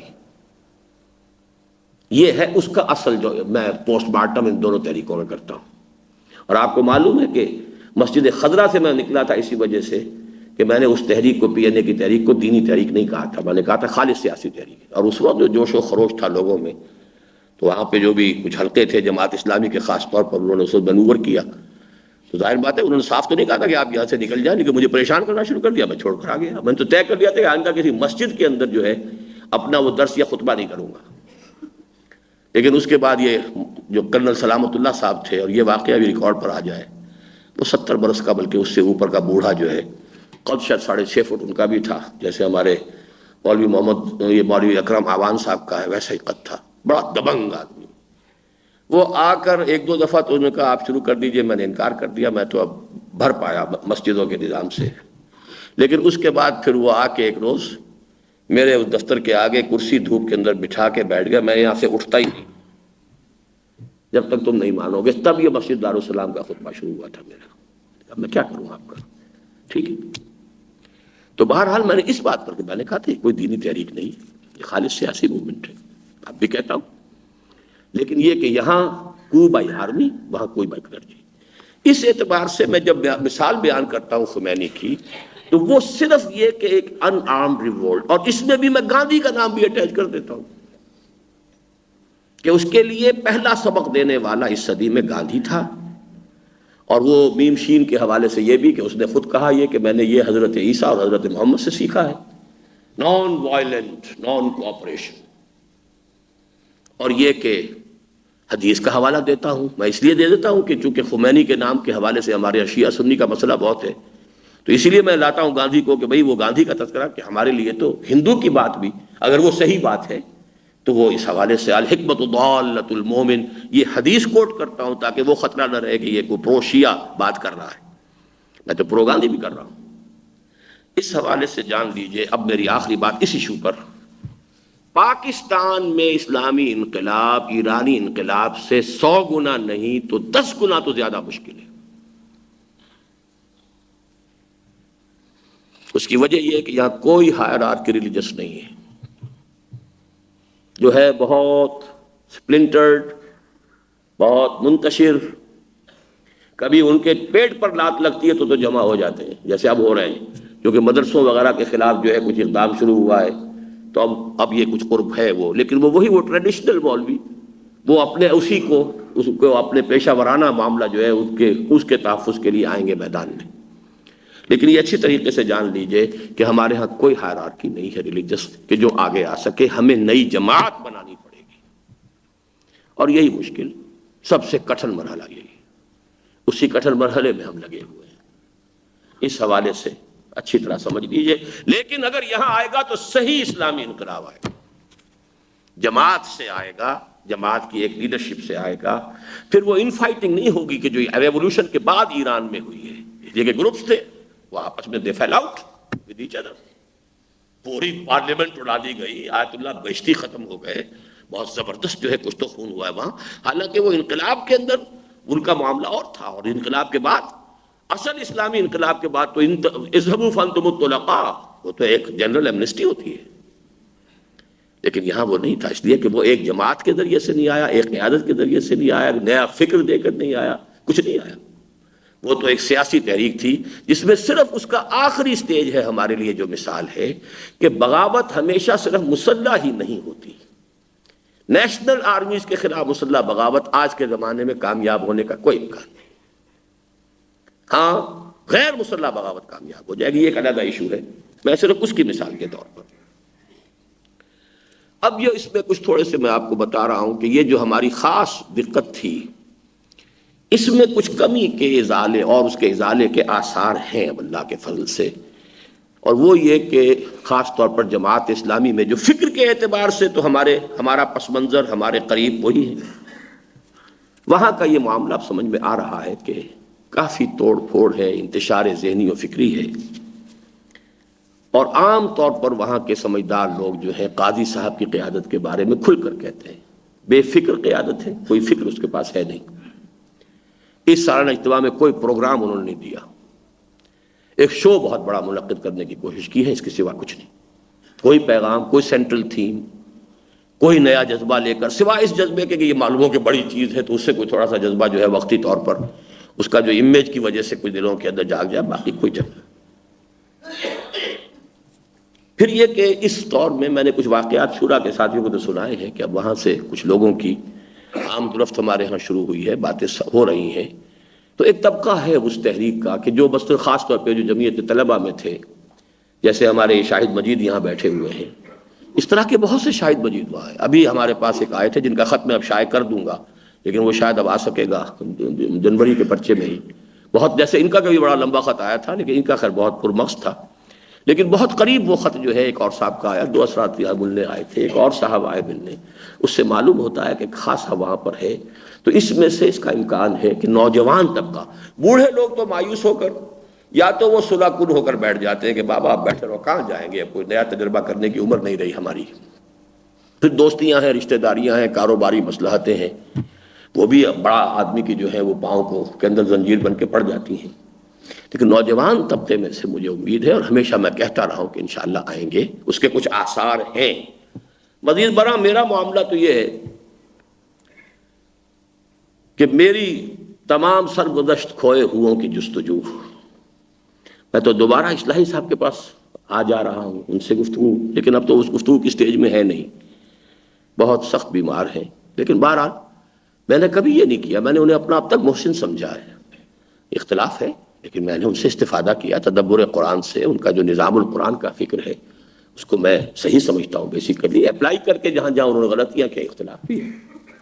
اسی طریقے سے نعیم صدیقی صاحب، ان کے پاس جانا، ان سے گفتگو کرنا، پھر ان کے حلقے کے اور لوگوں سے کچھ گفتگو جو ہے میں کر رہا ہوں. اسی طریقے سے ہمارے کچھ ناراض، کچھ میں نے بھی ان کو ناراض کیا، کچھ خود وہ ایسا کام انہوں نے کیا تھا. بہرحال ہمارے جو پرانے ایک مستشارین میں سے ہوتے تھے ندوی صاحب، مولانا وسیم احمد ندوی صاحب، ان سے بھی میری خط و کتابت ہے. ابھی ذرا غصہ کافی ہے، لیکن میرا خیال ہے کہ میں ان سے ملاقات بھی کروں گا کہ جو لوگ اس تحریک میں اس سے پہلے کٹتے رہے ہیں ان میں سے بھی جتنوں کو ریکلیم کیا جا سکے. بلکہ مولانا اصلاحی صاحب ایک داماد ہیں، ان سے میری گفتگو اب شروع ہوئی ہے. وہ بہت پرانے تھے، اس کے بعد جماعت سے علیحدہ ہوئے، اس کے بعد بالکل غیر فعال معطل تھے. اب چونکہ مولانا اصلاحی صاحب کی عیادت کے لیے میں گیا تو ان سے گفتگو وغیرہ ہوئی. تو یہ کام اصل میں یہ سمجھتا ہوں کہ ہم نے جو طریقہ اختیار کیا ہے، اور اس میں تھا یہی کہ ہم کھڑے رہیں، ڈٹے رہیں. اب باقی یہ ہے کہ انشاءاللہ تعالیٰ جب اس شرطوں کے اوپر لوگ آئیں گے تو اگلا کوئی قدم اٹھائیں گے، ورنہ یہی کام کرتے ہوئے اللہ کے ہاتھ پہنچ جائیں گے۔ بیعت کے نظام کے بارے میں جو بات میں نے آپ کو بتائی تھی اس کا ایک پہلو اور بتا دوں، کیونکہ قاضی صاحب کے بارے میں نے آپ کو بتایا کہ وہاں کے بہت سے لوگ خود کہہ رہے ہیں کہ ان کا کوئی فکر نہیں ہے، بلکہ فکری اعتبار سے تو خرم جاں مراد صاحب ہیں یا کوئی اور آدمی ہوں گے۔ دوسرے یہ کہ ان کا معاملہ یہی ہے کہ وہ موقع پرست قسم کا معاملہ ہے، کوئی داؤ لگ جائے اس کی ہے بات، یہ ان کے سینئر لوگوں کی باتیں ہیں۔ لیکن اصل مخمصہ قاضی صاحب کا کیا ہے اس کو سمجھ لیجئے، اس لیے کہ میرے بارے میں یہ کہا گیا کہ میرے دل میں نرم گوشہ ہے قاضی صاحب کے لیے، اور ہے۔ میں سمجھتا ہوں اصل غلطی وہ تھی جو مولانا مودودی نے کی تھی، وقت کے بڑھنے کے ساتھ اس کا والیوم بڑھنا ہی تھا، انہوں نے ذرا لمبی چھلانگ لگوا دی ہے، باقی تو غلطی تو وہاں سے ہوئی ہے۔ مخمصہ یہ ہے کہ نظام جماعت جو بنا تھا وہ ان اصولوں پر بنا تھا، نہا دھو کر پاک صاف ہو کر آؤ، کسی حرام کے کام کے اندر نہیں ہو، اپنے تمہارے حسابات کتابات بھی صحیح ہو، کہیں جھوٹ نہ بولتے ہو، تب آؤ رکن بنائیں گے، ورنہ نہیں۔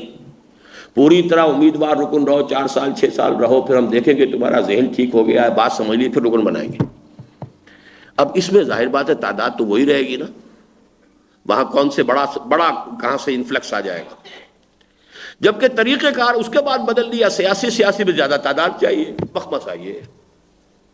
اب اس کے دو ہی راستے، یا تو جماعت اسلامی کا لیول نیچے کیا جائے، بہت حد تک نیچے کیا جا چکا ہے، پھر بھی کتنا نیچے کریں گے، وہ جماعت کا اولڈ گارڈ جو ہے کھڑا ہو جاتا ہے لاٹھی لے کر، یہ اس سے نیچے تو ہم نہیں جانے دیں گے، اولڈ گارڈ ہے، پرانے لوگ ہیں، بہرحال اندر تو ہیں۔ نمبر 2 یہ ان کی کوشش یہ ہوئی کہ اس کو علیحدہ رکھتے ہوئے کوئی اور تنظیمیں بنائے، وہاں بھی اولڈ گارڈ جو ہے ان کی جان کے اندر پہ ہو جاتا ہے، وہ چاہے مولانا گوہر رحمان صاحب ہو یا کوئی اور ہو، یہ نئی تنظیمیں بنانے کا کیا کام ہے؟ تو یہ ہے ان کا مخمصہ۔ بفضل ہی تعالی بیعت کے نظام میں ہم نے وہ کام شروع سے کیا، اگرچہ ابتدا میں بالکل نہیں کیا تھا، میں بھی چونکہ جماعت اسلامی سے آیا تھا، وہی تصورات میرے بھی تھے۔ پہلی سطح ہم نے بہت اونچی رکھی تھی، کاروبار کا غلط حساب کتاب چھوڑو تو آؤ، انکم ٹیکس کا صحیح سے حساب دو تو آؤ، سودی ملازمت بینک کی چھوڑو تو پھر آؤ۔ لہذا جو ہمارے تاسیسی اجتماع میں آئے تھے ان میں سے بہت سے بیچارے یوں سمجھیے کہ تقریباً روتے ہوئے واپس گئے، تو ممکن نہیں ہے جو باتیں آپ کہہ رہے ہیں، ہم اپنی دکان بڑھا دینے کا فیصلہ کر لیں تب تو ہو سکتا ہے، ورنہ جو ظالمانہ نظام ہے جس طریقے سے کہ اختیارات انکم ٹیکس آفیسر کو حاصل ہیں، وہ ساری دکان جو ہے بڑھانے کا فیصلہ کر لیں تو ہو سکتا ہے، ورنہ ممکن نہیں۔ بات بڑے سینئر لوگ، لیکن اس وقت میرا ذہن بھی یہی تھا، اور چونکہ بیعت کا نظام نہیں تھا تو اب کیا کریں، بیعت کا نظام نہیں ہے تو قانونی نظام ہوگا، اس میں تو کوئی شرطیں آپ کو بنانی پڑیں گی، اور قانون تو اندھے کی لاٹھی ہے، وہ تو چلے گی، وہ تو ڈفرینشیٹ نہیں کر سکتی فرام پرسن ٹو پرسن۔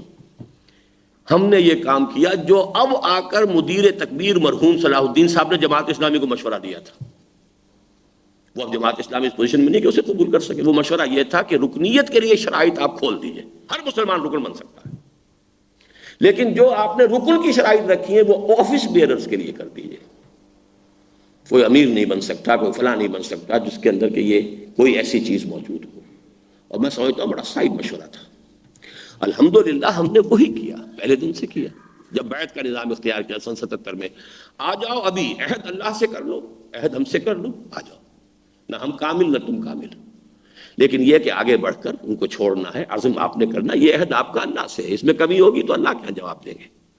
میرے ساتھ تو عہد یہ کہ اس جد و جہد میں جو کام میں بتاؤں گا وہ آپ کو کرنا ہے، نظام الاول کی پابندی میرے ساتھ معاہدہ ہے، حرام کو چھوڑنا اللہ کے ساتھ معاہدہ ہے، لہذا اس میں یہ کہ اگر وہ نظام کی پابندی کر رہا ہے تو وہ ہمارے ہاں ملتزم رکن بھی بن جائے گا، چاہے ابھی تک بینک کی ملازمت کر رہا ہے، اس لیے کہ میرے ساتھ معاملہ تو نظام کا ہے نا، حرام حلال میں نے تو نہیں کیا، اللہ نے کیا ہے، لیکن ہم نے آخر میں کہہ دیا کہ عہدیدار کوئی نہیں ہوگا کہ جس کے ہاں ایسی چیز موجود۔ وہ بات جو ہے اس طریقے سے ہمیں وقت لگا ہے اس تک پہنچنے میں، الحمدللہ ہمارے لیے وہ میدان کھلا ہے، اگرچہ اس بیعت کی وجہ سے جو کمی ہے وہ بھی میں آپ کو بتا چکا ہوں۔ اب آخری بات یہ ہے کہ اصل علاج کیا ہے۔ پہلی بات تو یہ ہے کہ انسان کا ذہن کلیئر ہونا چاہیے کہ میرا اصل نصب العین ہے کیا، آیا انقلاب برپا کر دینا ہے یا اللہ کی رضا اور آخرت کی فلاح ہے۔ انقلاب برپا کر دینا بھی فرض نہیں، کرنے کی جد و جہد فرض ہے، بس یہ اگر تقسیم ذہن میں نہیں رہے گی تو بہت بڑے دھوکے آدمی کھا جاتا ہے۔ نصب العین انقلاب نہیں، انقلاب برپا کر دینا فرض عین بھی نہیں، انقلابی جد و جہد کرنا فرض عین ہے۔ نصب العین ہے اللہ کی رضا، آخرت کی فلاح، اور وہ اس نے بتایا ہے اگر تم چاہتے ہو عذاب الیم سے چھٹکارا پانا تو راستہ یہی ہے۔ یا ایھا الذین آمنوا هل ادلکم علی تجارۃ تنجیکم من عذاب الیم تؤمنون باللہ ورسولہ وتجاہدون فی سبیل اللہ باموالکم وانفسکم۔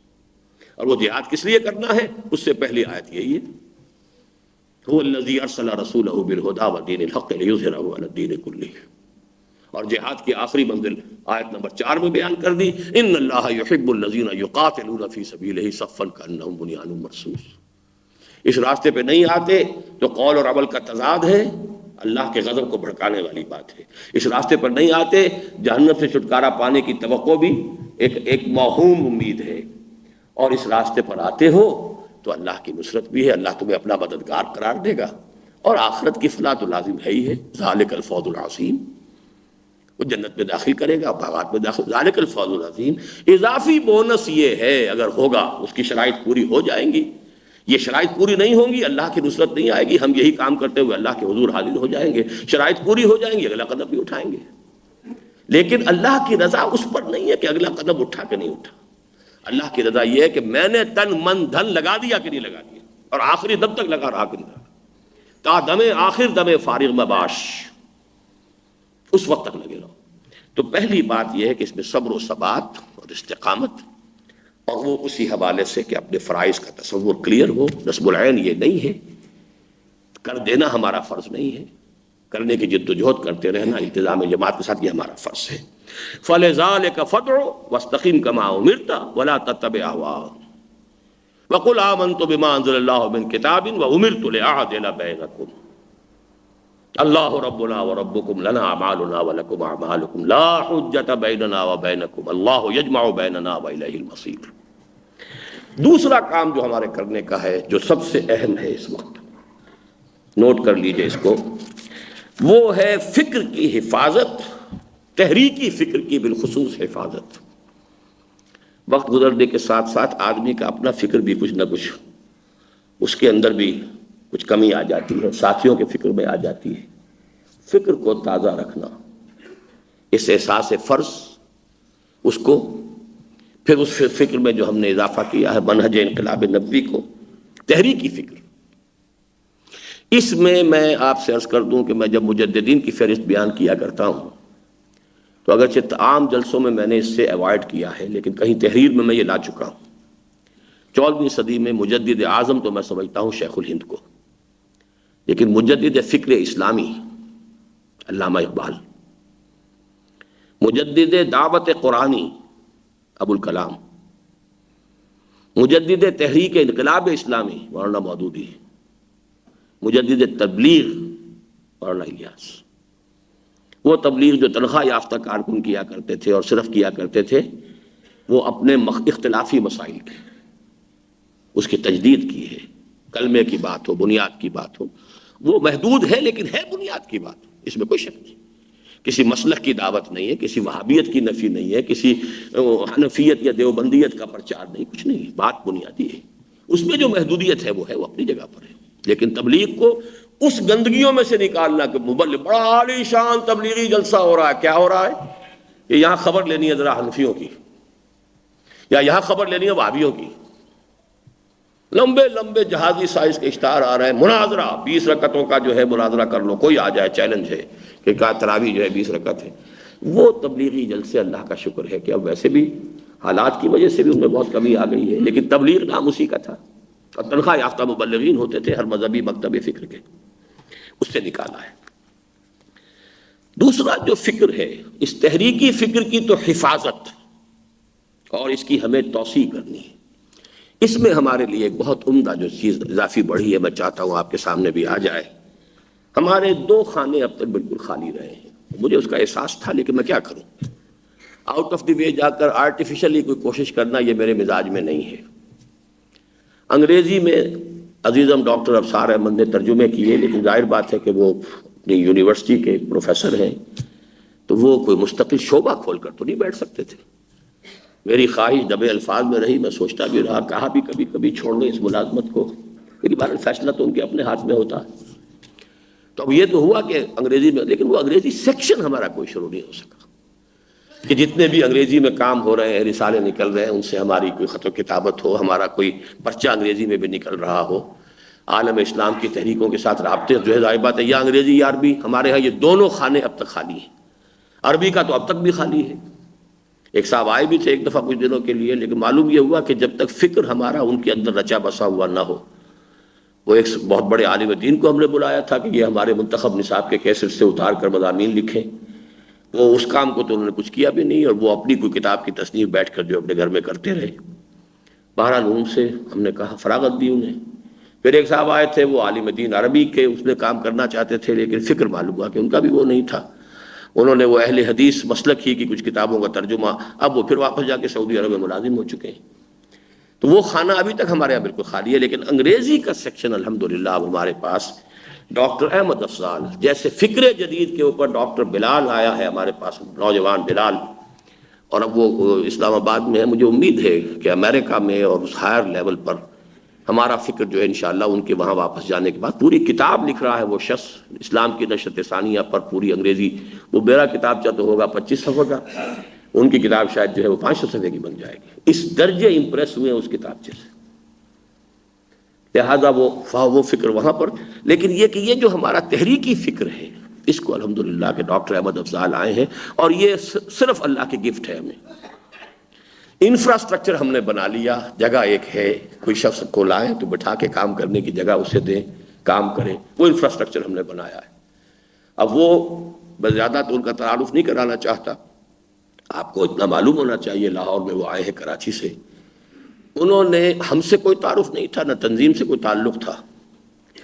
انگلش اسکول میں کہیں پڑھ رہے تھے، لیکن میثاق ہائی اسکول کے زمانے سے پڑھ رہے تھے. اس سے وہ فکر ان کے ذہن کے اندر رچا بسا ہوا تھا. MBBS کیا. 4 بھائی اور ہیں یا 3 بھائی اور ہیں، وہ سب کے سب جو ہیں وہ امریکہ کے، وہ وہاں پہ آباد ہیں. والدین منتظر تھے کہ یہ بھی MBBS کر لیں تو بس یہ اپنا پھر وہیں جائیں. گرین کارڈ پہلے سے موجود تھا تو ہم یہاں سے پورا اپنا جو ہے شفٹ کر جائیں. وہ خود بھی جانے کے لیے مطمئن نہیں تھے. یہ گئے ہیں وہاں، اور غالباً وہ جو SFMG کا کوئی امتحان ہوتا ہے وہ بھی کچھ آدھا یا پورا کر لیا انہوں نے. لیکن چند مہینے جو وہاں کا ماحول دیکھا تو اللہ کے بندے نے فیصلہ کیا، نوجوان میں نے یہاں نہ تو ڈاکٹری میں نے نہ یہاں رہنا ہے نہ ڈاکٹری کرنی، چھٹی. آ گئے ہمارے پاس. خطوط کو عزیزم عاقب سعید سے خط و کتابت بھی ہوئی تھی کہ آپ کے ہاں وہ فیلوز وغیرہ کا کیا نظام ہے، اگر میں کوئی کام کرنا چاہوں، اگر فیلوشپ جو کبھی اسکیم آپ نے شروع کی تھی اکیڈمی میں تو کیسے ہوگا. اور انہوں نے مجھے پوری طریقے سے یاد بھی نہیں ہے.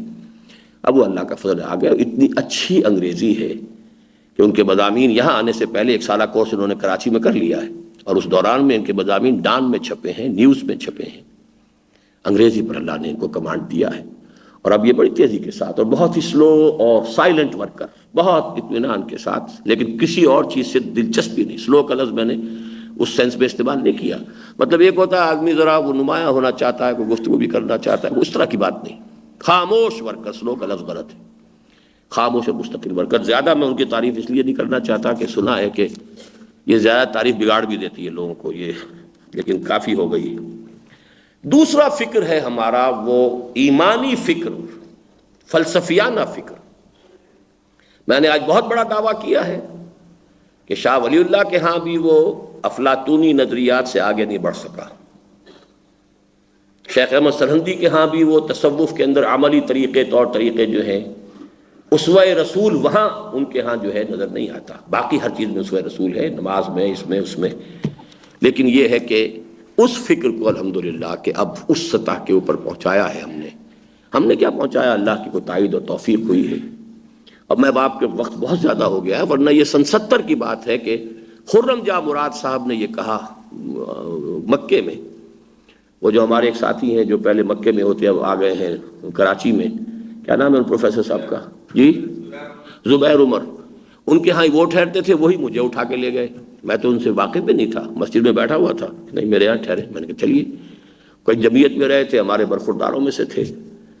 انہوں نے بتایا کہ وہ جو میرا ایک چھوٹا سا کتاب سے چھپا تھا عبادت رب، ابھی میں نے وہ کراچی ہی میں صرف تقریر کی تھی، اور بہت ہی یوں سمجھیے کہ کیسٹ سے اتار کر براہ راست ہمارے شیخ جمیل الرحمان صاحب جو بزرگ ساتھی انہوں نے چھائے کر دی تھی، اس میں کافی غلطیاں بھی تھیں، وہ پڑھوایا انہوں نے، تو ان کا یقیناً یہ مولانا مودودی کے فکر سے آگے ارتقاء کا قدم ہے، اس لیے کہ مولانا مودودی نے جو تصور عبادت دیا اس میں اطاعت تو ہے، محبت کا ذکر ہی نہیں۔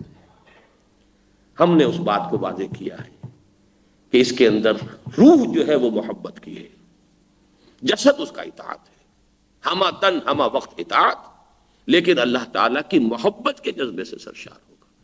تو بہرحال یہ فکر جو ہے تدریجاً ترقی کر رہا ہے، آگے آ رہا ہے۔ اگر مولانا مودودی نے وہ بات نہ کی ہوتی تو شاید میں یہ بات نہ کر سکتا۔ تو یہ تو چراغ سے چراغ روشن ہوتا ہے، اور علم انسانی اسی طرح آگے بڑھتا ہے قدم بقدم۔ لیکن اس فکر کا فہم حاصل کرنا میرا جو فلسفیانہ فکر ہے اور عمرانی فکر ہے، عمرانی فکر میں بہت حد تک میں شاہ ولی اللہ کا شاگرد ہوں، لیکن فلسفیانہ فکر کے اندر میں اقبال اور رومی کا شاگرد ہوں۔ ایمانی جسے وہ کہتے ہیں کہ چند خانی حکمت یونانیہ حکمت ایمانیہ راہم بخواہ، وہ حکمت ایمانیہ کیا، وہ بالکل کوئی دوسری شے ہے۔ اس حوالے سے اس کو جو ہم نے کیا ہے، ان کے لیے ہم نے کوشش کی ہے، مسائل حکمت کی تربیت گاہ منعقد کی ہے، اور اس میں آئندہ بھی انشاءاللہ تعالی جو ہے یہ کام کرنا ہے۔ اس میں امام غزالی کا میں حوالہ دینا چاہتا ہوں کہ انہوں نے بھی اپنی کچھ کتابیں ایسی لکھی تھیں کہ مظنون لأہلہ ہی، کیونکہ یہ مضامین جو ہیں وہ سب کے لیے نہیں ہوتے، عوام کے لیے، اسی لیے ہم نے پابندیاں لگائی تھی کہ اس تربیت گاہ میں سب لوگ نہ آئیں، کوئی خاص سطح ہو، جو پڑھ چکے ہوں، ان کا فہم ہو، کچھ تھوڑی سی عربی کی استعداد ہو تو وہی آئیں۔ تو اس لیے یہ کہ یہ مسائل اس سے بلند سطح کے ہیں، تو تحریکی فکر کو قائم رکھنا، برقرار رکھنا، توسیع کرنا، اس کو عربی اور انگریزی کے اندر بھی منتخب کرنا، اس کی دعوت کے لیے ہمارے نوجوانوں کو تیار کرنا تھرو قرآن،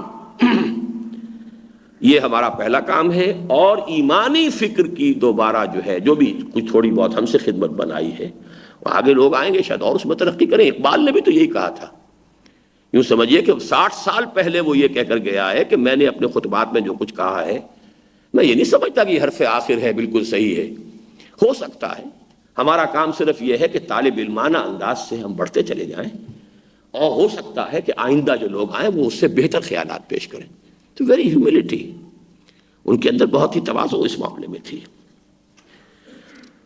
اب آخری بات ہے اصل، نمبر 1، اسلامی انقلاب آئے گا، اقامت دین ہوگی، غلبہ دین ہو کر رہے گا، خلافت علی منہاج النبوہ قائم ہو کر رہے گا، عالمی سطح پر ہو کر رہے گا۔ اس کو تو خوب عام کیجئے، پھیلائیے، احادیث جو ہیں وہ 6 اس کے حوالے سے، قرآن مجید کا سغرا کبرا عام کیجئے۔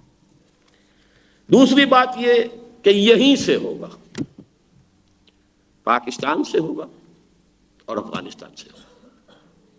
پاکستان میں 400 سالہ تجدیدی مسائی، خاص طور پر فکری، اس کی امانت پاکستان کے پاس ہے، سمٹ کر آ گئی ہے وہ ہندوستان سے پاکستان کے پاس۔ ہندوستان کا مسلمان جس بھی مصیبت میں مبتلا ہے، اس نے تو اپنے حصے کا فرض کفایہ ادا کر دیا پاکستان بنوا کر، وہ اس کی ذمہ داری ہمارے پاس ہے، لیکن وہ موجود ہے ہماری فضا میں۔ دوسرے یہ کہ اسی سلسلہ مجددیہ کا بہت بڑا حصہ جو ہے، بہت بڑا، اور شیخ الہند کا ترجمہ قرآن جو میں نے کہا ہے ہمیشہ کہ میں اسلاف کے ساتھ اس کنڈے سے بندھا ہوا ہوں، وہ اب افغانستان میں بہت بڑے پیمانے پر پھیلا ہے۔ لہذا یہی علاقے ہیں، احادیث سے بھی اس کی طرف اشارہ ہوتا ہے، انشاءاللہ ہوگا اور یہیں سے ہوگا، لیکن نمبر 1 تدریجاً ہوگا۔ ذرا قرآن مجید پہ رکھا ہو تو لے آنا۔ تدریجاً ہوگا، اس کے لیے میں کچھ آیات بھی اب آپ کو سناؤں گا۔ اور نمبر 2، 3 ممکنہ صورتیں ہو سکتی ہیں، وہ میں اپنی کتاب مسلمانوں، موجودہ اور سابقہ مسلمان امتوں کا ماضی حال اور مستقبل، اس کو بہت تلخ نوٹ پر میں نے ختم کیا ہے۔ یہ بھی ہو سکتا ہے جس کے آثار روز بروز کم سے کم ہو رہے ہیں، معدوم سے معدوم تر، کہ قوم یونس کی طرح ہمیں اجتماعی توبہ کی توفیق مل جائے۔ لیکن جب تک سانس تب تک آس، امید تو رکھیے، کیا پتہ ہے اللہ تعالیٰ کی قدرت سے ہو جائے۔ یہ نہیں تو یہ ہوگا کہ کوئی ایک مار ہمیں پڑے گی، پھر شاید ہم ہوش میں آ جائیں۔ اگر ہو جائے وَلَنُذِيقَنَّهُم مِّنَ الْعَذَابِ الْأَدْنَىٰ دُونَ الْعَذَابِ الْأَكْبَرِ لَعَلَّهُمْ يَرْجِعُونَ، اگر اس سے ہم فائدہ اٹھا لیں، یہ بھی نفع کا سودا ہے، گھاٹے کا نہیں۔ لیکن یہ بھی ہو سکتا ہے کہ ہمارے کروڑوں نہیں تو لاکھوں قتل ہو ہندوؤں کے ہاتھوں، اب تو معاملہ وہی ہے، لیکن پھر ہندو اسلام لائے گا، اسلام اٹھے گا یہیں سے۔ البتہ اس کے لیے بھی ہمیں پھر تیاری کی ضرورت ہے۔ جیسے اس وقت تاتاریوں کو صوفیوں نے مسلمان کیا تھا، مولوی کوئی مسلمان نہیں کر سکتا تھا، مولوی نے آج تک کسی کو مسلمان نہیں کیا، کر سکتا ہی نہیں۔ وہ تو جو مسلمان ہونے کا فیصلہ کر لیتا ہے وہ جا کے اپنا نام اندراج کروا دیتا ہے، اور ہمارے عبد القادر آزاد صاحب نے یہ کہا ہے کہ میرے ہاتھ میں 36,000 مسلمان ہو چکے ہیں۔ وہ ان کے ہاتھ پر تو وہ مسلمان ہوتے ہیں کہ جنہوں نے فیصلہ کر لیا وہ جاتے ہیں۔ میں خود نہ معلوم کتنوں کو بھیج چکا ہوں جو آتے ہیں کہ میں آپ کے ہاتھ پہ ایمان لانا چاہتا ہوں۔ بھائی جہاں پر کوئی رجسٹر ہے، اندراج ہے، جہاں سے کوئی سرٹیفکیٹ ملتا وہاں جاؤ۔ مولوی کسی کو مسلمان نہیں کر سکتا، صوفیہ نے کیا تھا۔ اور اب تصوف کے پریمیسز چینج ہو چکے ہیں، اب وہ تصوف تو ہے نہیں، نہ وہ فلسفہ ہے۔ لہذا آج کے دور میں یہ خالص قرآن کی دعوت سے ہوگا، اور اس کے لیے ہمیں اب بھی سمجھنا چاہیے کہ ہمارا سب سے بیسک کام دعوت رجوع قرآن کا ہے، جڑ یہی ہے۔ اس لیے کہ کسی معاشرے کے اندر کچھ نہ کچھ جڑیں سی موجود ہوں تو پھر وہ سپراؤٹ کر جائیں گی۔ ہم جڑیں ہی یہاں پر ڈال دیں دعوت قرآنی کی اور ایمانی جو فکر اور فلسفہ ہے اس کی، تو کوئی بھی آئے گا، سیلاب آئے، ہم نہ ہوں گے، لیکن پھر یہ کہ وہ جڑیں جو ہے سپراؤٹ کریں گی۔ یہ میں آج سے شاید 10 سال پہلے اسی آڈیٹوریم میں یہ تقریر کر چکا ہوں۔ دفاع پاکستان کا سب سے مؤثر ہتھیار جو ہمارے پاس ہے وہ نظریہ ہے۔ اور میں حیران ہوں کہ وہ باتیں جماعت اسلامی کے پرچے کے ایک جو ہیں جسارت کے ایک اہم جو ان کے رپورٹر ہیں انہوں نے وہ بات کہی ہے جو میں نے اس وقت کہی تھی۔ اب وہ باتیں وہاں سے آ رہی ہیں، الحمدللہ اس کو شائع کر رہے ہیں، انصاف میں وہ مضمون آ رہا ہے۔ وہ باتیں جو میں کہتا ہوں تو آپ سب لوگ بھی بڑے ناراض ہو جاتے ہیں، عام لوگوں کی تو سمجھ میں آئیں گی کہاں سے وہ باتیں ساری اس شخص نے کہی۔ خیر، تو یہ ہے کہ ہوگا، لیکن تدریجاً اس حوالے سے اصل میں نے آج آیات پڑھی تھی اور اب میں اس پر ہی ختم کر رہا ہوں بات کو۔ دیکھیے، یہ میرا ایک خیال ہے، تفسیر اور تعویل کا فرق سمجھ لیجئے۔ ایک ہوتا ہے قرآن کی تفسیر، اس میں لفظ، اس کی بحث، اس کے لغوی معنی، اس کی ترکیب، پھر کوئی شان نزول، اس کے حوالے سے اس کا معین کرنا، یہ تفاسیر ہیں۔ لیکن یہ کہ ایک مجموعی سا تاثر کہیں سے ملے اور کوئی شخص اس سے ایک خیال اس کے مطابق بنا لے، اس کو تعویل کہتے ہیں۔ اور اس میں ہمارے بہت سے لوگوں نے اس طریقے سے، خاص طور پہ صوفیہ نے تو اس طرح کی بہت سی تفسیریں لکھی ہیں۔ میں نے تو الحمدللہ کوئی تفسیر ہی نہیں لکھی، تو کیا، اور نہ صوفیانہ، نہ کوئی فقیہانہ، اور نہ متکلمانہ، اور کوئی نہیں، نہ میں اپنے آپ کو اس کا اہل سمجھتا ہوں۔ لیکن بہت دنوں سے یہ جو چند آیات میں نے آج پڑھی ہیں، ان میں مجھے نظر آتا ہے کہ وہی جو فرق ہے، محمد الرسول اللہ صلی اللہ علیہ وسلم نے جس طور سے انقلاب برپا کیا، اس کا نقشہ کھینچا گیا ہے سورہ مدثر میں۔ اور چونکہ سورہ مدثر کے شروع کی آیات بھی انقلابی ہیں، سخت انقلابی۔ یا ایھا المدثر قم فانذر وربک فکبر، تکبیر رب کی کبریائی کا اعلان کرو، کھڑے ہو جاؤ، کمر کس لو۔ اس لیے وہاں جو انداز تھا، کلا والقمر واللیل اذ ادبر والصبح اذا اسفر، یہی 3 آیات ذرا مختلف الفاظ میں آگے آئیں گی۔ یہاں نوٹ کیجئے، قسم ہے چاند کی۔ چاند کی روشنی دن کے روشنی کی طرح تو نہیں ہوتی نا، سورج کی روشنی کی طرح تو نہیں ہوتی۔ تو یہ تو بہت سے مفسرین نے لکھا ہے کہ اس میں اشارہ ہو رہا ہے وہ دھندل کا جو رہ گیا تھا، 600 برس کا فترت وحی اور فترت رسالت کا دور گزرا ہے حضور کے اور حضرت مسیح کے مابین، 600 ایئرز، کوئی نبی نہیں آیا۔ تو اب بس چاند کی سی روشنی ہی رہ گئی تھی، اور حضور کے زمانے تک تھی۔ ایسے لوگ موجود تھے، ہرقل نے فوراً پہچان لیا، بحیرہ رائب نے فوراً پہچان لیا، مقوقس نے پہچان لیا، اور وہ تو ایمان لے آئے فوراً، نجاشی رحمہ اللہ۔ تو وہ روشنی موجود تھی وہاں، لیکن تھی چاند کی سی روشنی، ہلکی ہلکی، بہت تھوڑی سی۔ واللیل اذ ادبر، ایک وقت آتا ہے کہ چاند بھی گل ہوتا ہے اور رات پھر اپنی پیٹھ موڑتی ہے، جاتی ہے۔ ستاروں کا جو کاروان ہے وہ اپنا راستہ لیتا ہے۔ والصبح اذا اسفر، اور پھر سورج طلوع ہوتا ہے، صبح آتی ہے جب کہ خوب روشن ہو جائے۔ تو گویا کہ رسالت عیسوی کے بعد جو 600 برس کا عرصہ گزرا ہے وہ والقمر، اور اب چونکہ وہ بھی تقریباً گم ہونے کے درجے میں آ گیا تھا کہ واللیل اذ ادبر، لیکن اب وہ جا رہی ہے، والصبح اذا اسفر، تو سورج تو طلوع ہوتا ہے تو فوراً ہوتا ہے، اس میں درجہ بدرجہ کی بات نہیں ہوتی، وہ تو یہ ہے کہ پھر 20 سال کے اندر بھی عظیم انقلاب آ گیا۔ اس لیے اگلی آیت کیا، انہا لإحدی الکبر، یقیناً یہ بہت بڑی باتوں میں سے ایک بات ہے، جو بھی رسالت محمدی کا سلسلہ ہے، احدا عہد سے، اور یہ بھی احدی الکبر، بہت بڑی بڑی باتوں میں سے ایک بات ہے، نذیرا للبشر، نوع انسانی کے لیے، عالم بشریت کے لیے نذیر بن کر محمد الرسول اللہ کی رسالت کا سورج اب طلوع ہو چکا ہے۔ لمن شاء منکم من یتقدم او یتأخر، اب یہ جو بھی تم میں سے چاہے کہ آگے بڑھے اور جو چاہے پیچھے رہ جائے، لیکن روشنی ہو چکی ہے، سورج طلوع ہو چکا ہے، محمد الرسول اللہ کا خورشید رسالت اب جو ہے طلوع ہو چکا۔ اس کے برعکس دیکھیے یہ سورہ انشقاق، فلا اقسم بالشفق، اب یہ سورج کے غروب سے بات شروع ہو رہی ہے۔ سورج غروب ہو جاتا ہے تو کچھ دیر تک سرخی رہتی ہے، اسلام اب اتنا ہی رہ گیا ہے دنیا میں، غروب ہو چکا سورج۔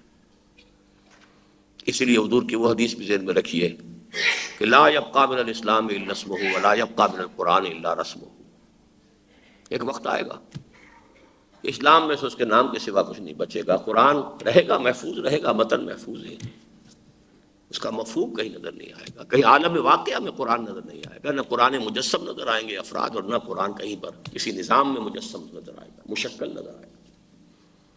اور وہی حدیث بدا الاسلام غریبا وسیعود کما بدا فطوبی للغرباء، تو فلا اقسم بالشفق واللیل وما وسق، تین قسمیں وہاں تھی، تین ہی عجیب ہے یہ، اس میں توازن کا جب تقابلی مطالعہ کیا جاتا ہے، جیسے شاید آپ حضرات کے نوٹ، ایک مرتبہ میں نے تربیت گاہ میں کراچی میں درس دیا تھا، سورۃ البلد سے لے کر سورۃ التین تک، سورہ بلد کی قسمیں دیکھیے، سورۃ التین کی دیکھیے، لا اقسم بہذا البلد وانت حل بہذا البلد ووالد وما ولد، تین قسمیں، اور سب سے پہلے ھذا البلد، وہاں والتین والزیتون وطور سینین وھذا البلد الامین، صرف یہ ہے آرڈر ریورس ہو گیا، ایک میں تاریخی حقائق ہیں، ایک میں عمرانی حقائق ہیں، لیکن یہ کہ یہ ان کے تقابلی مطالعے سے یہ چیزیں سامنے آتی ہیں۔ تو میں نے مثال دی تھی کہ سورۃ التین اور سورۃ البلد کچھ رحل کے مانند ہے، کہ رحل کے اندر پھر وہ 4 سورہ نور و ظلمت کا نام میں نے دیا ہے اس کو، بدقسمتی سے یہ چیزیں دبی ہوئی ہیں، کہیں کیسٹس میں پڑی ہوئی ہیں، لکھ میں سکا نہیں ہوں، 4 سورہ نور و ظلمت، اس لیے کہ اس کے بعد ان کے درمیان جو 4 سورتیں ہیں ان سب میں نور و ظلمت مشترک ہے، 3 سورتوں میں تو ہے، چوتھی جو ہے وہ ایک طرح کا ضمیمہ ہے، والشمس وضحاها والقمر اذا تلاها والنهار اذا جلاها واللیل اذا یغشاها، اگلی صورت واللیل اذا یغشا والنہار اذا تجلی وما خلق الذکر والانثی، اگلی صورت والضحی واللیل اذا سجا، تینوں کے اندر اشتراک ہے۔ اور سورۃ الانشراح جو ہے وہ ضمیمہ ہے اصل میں سورۃ الضحیٰ کا۔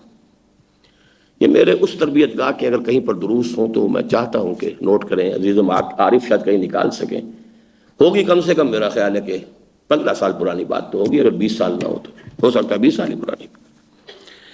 بہرحال فلا اقسم بالشفق واللیل وما وسق، اب رات نے جس چیز کو اپنے اندر سمیٹ لیا ہے، ظہر الفساد فی البر والبحر،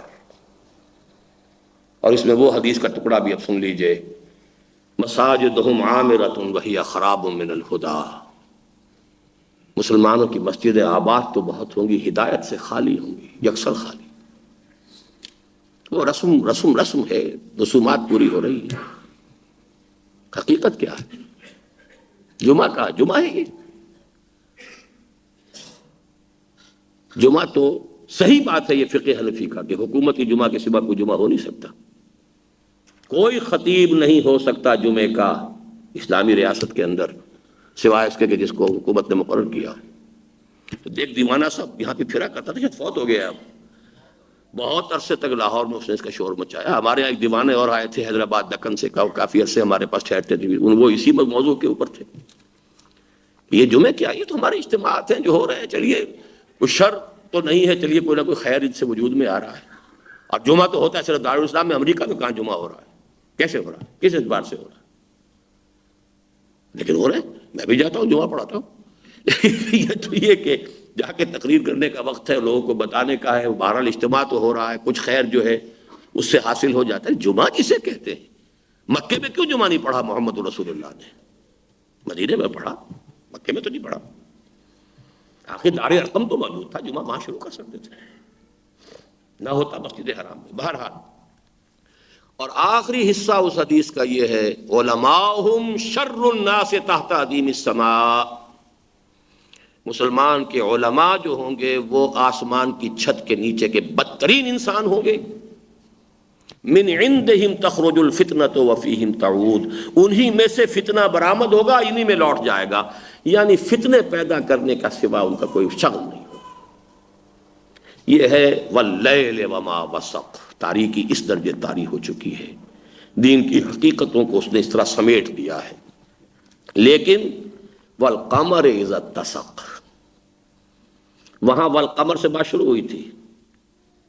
والقمر کلا والقمر واللیل اذ ادبر والصبح اذا اسفر. یہاں شام سے بات شروع ہوئی. فلا اقسم بالشفق واللیل وما وسق والقمر اذا اتسق. چاند بھی تو نکلتا ہے نا، روشنی بھی ہوتی ہے. پہلی رات کا چاند بھی ہے، دوسری کا بھی ایک وقت میں آتا ہے، 14ویں کا رات بھی آتا ہے، کچھ نہ کچھ روشنی ہو جاتی ہے. ہوگا. اس کے بعد وہ آیت ہے جس کو میں نے نہ معلوم کتنی مرتبہ کوٹ کیا ہے، لَتَرْكَبُنَّ طَبَقًا عَن طَبَقٍ. اب جو چڑھائی تم چڑھو گے بعد میں آخر زمانہ میں، وہ درجہ بدرجہ ہوگی. وہ بات نہیں ہو سکتی. خورشید نبوت و رسالت وہ تو محمد رسول اللہ کا تھا، اور وہ ایک دم جیسے صبح آتی ہے تو پوری دنیا روشن ہو گئی. والصبح اذا اسفر کلا والقمر واللیل اذ ادبر والصبح اذا اسفر انہا لإحدى الکبر نذیرا للبشر لمن شاء منکم ان یتقدم او یتأخر. لیکن اس کے برعکس فلا اقسم بالشفق واللیل وما وسق والقمر اذا اتسق لترکبن طبقا عن طبق. یہ ترکبن طبقا عن طبق یہ ہے اصل میری پوری گفتگو کا خلاصہ. درجہ بدرجہ ہوگا. ہماری کامیابی اس میں ہے کہ لگے رہیں، اپنا تن من لگا دیں، اس کو کسی منزل تک پہنچا دینا یہ ہمارے نا اختیار میں ہے. ایسا کوئی خناس اپنے دماغ میں کسی کو بھی آنے نہیں دینا چاہیے. اسی سے 100 طرح کے فتنے پھوٹتے ہیں. اس کے بعد کچھ چند باتیں وہ ہیں کہ جو میرے ذاتی قواعد، جیسے شروع میں نے کہا تھا، ایک تو یہ کہ وہ غلطی جس کا میں نے عرض کیا تھا کہ اعتراف، جمعہ 27 نومبر کی تقریر میں جو میں نے بعض باتیں جماعت اسلامی کے اجتماع میں کہی ہیں، وہ میرے نزدیک میری غلطی ہے جو مجھے نہیں کہنی چاہیے تھی، اور اس کا اثر ہوا ہے کافی ہمارے ساتھیوں پر. سب سے زیادہ تو میری اپنی اہلیہ مجھ سے خفا ہوئیں اور لڑیں. بہرحال اور بھی لوگوں کی طرف سے باتیں آئی ہیں. تو وہ معاملہ ایسا ہے اصل میں عرض کر دوں اس میں کہ سبب جو میں نے اس کا کس لیے کیا تھا وہ درست تھا. اس کو میں اب بھی کہتا ہوں کہ وہ صحیح تھا، اس لیے کہ یہ ایک بہت بڑا شو تھا، اور اس شو کے اگر دوسرے پہلو نہ دکھائے جاتے تو خود ہمارے رفقا اور دوسرے لوگوں کے اوپر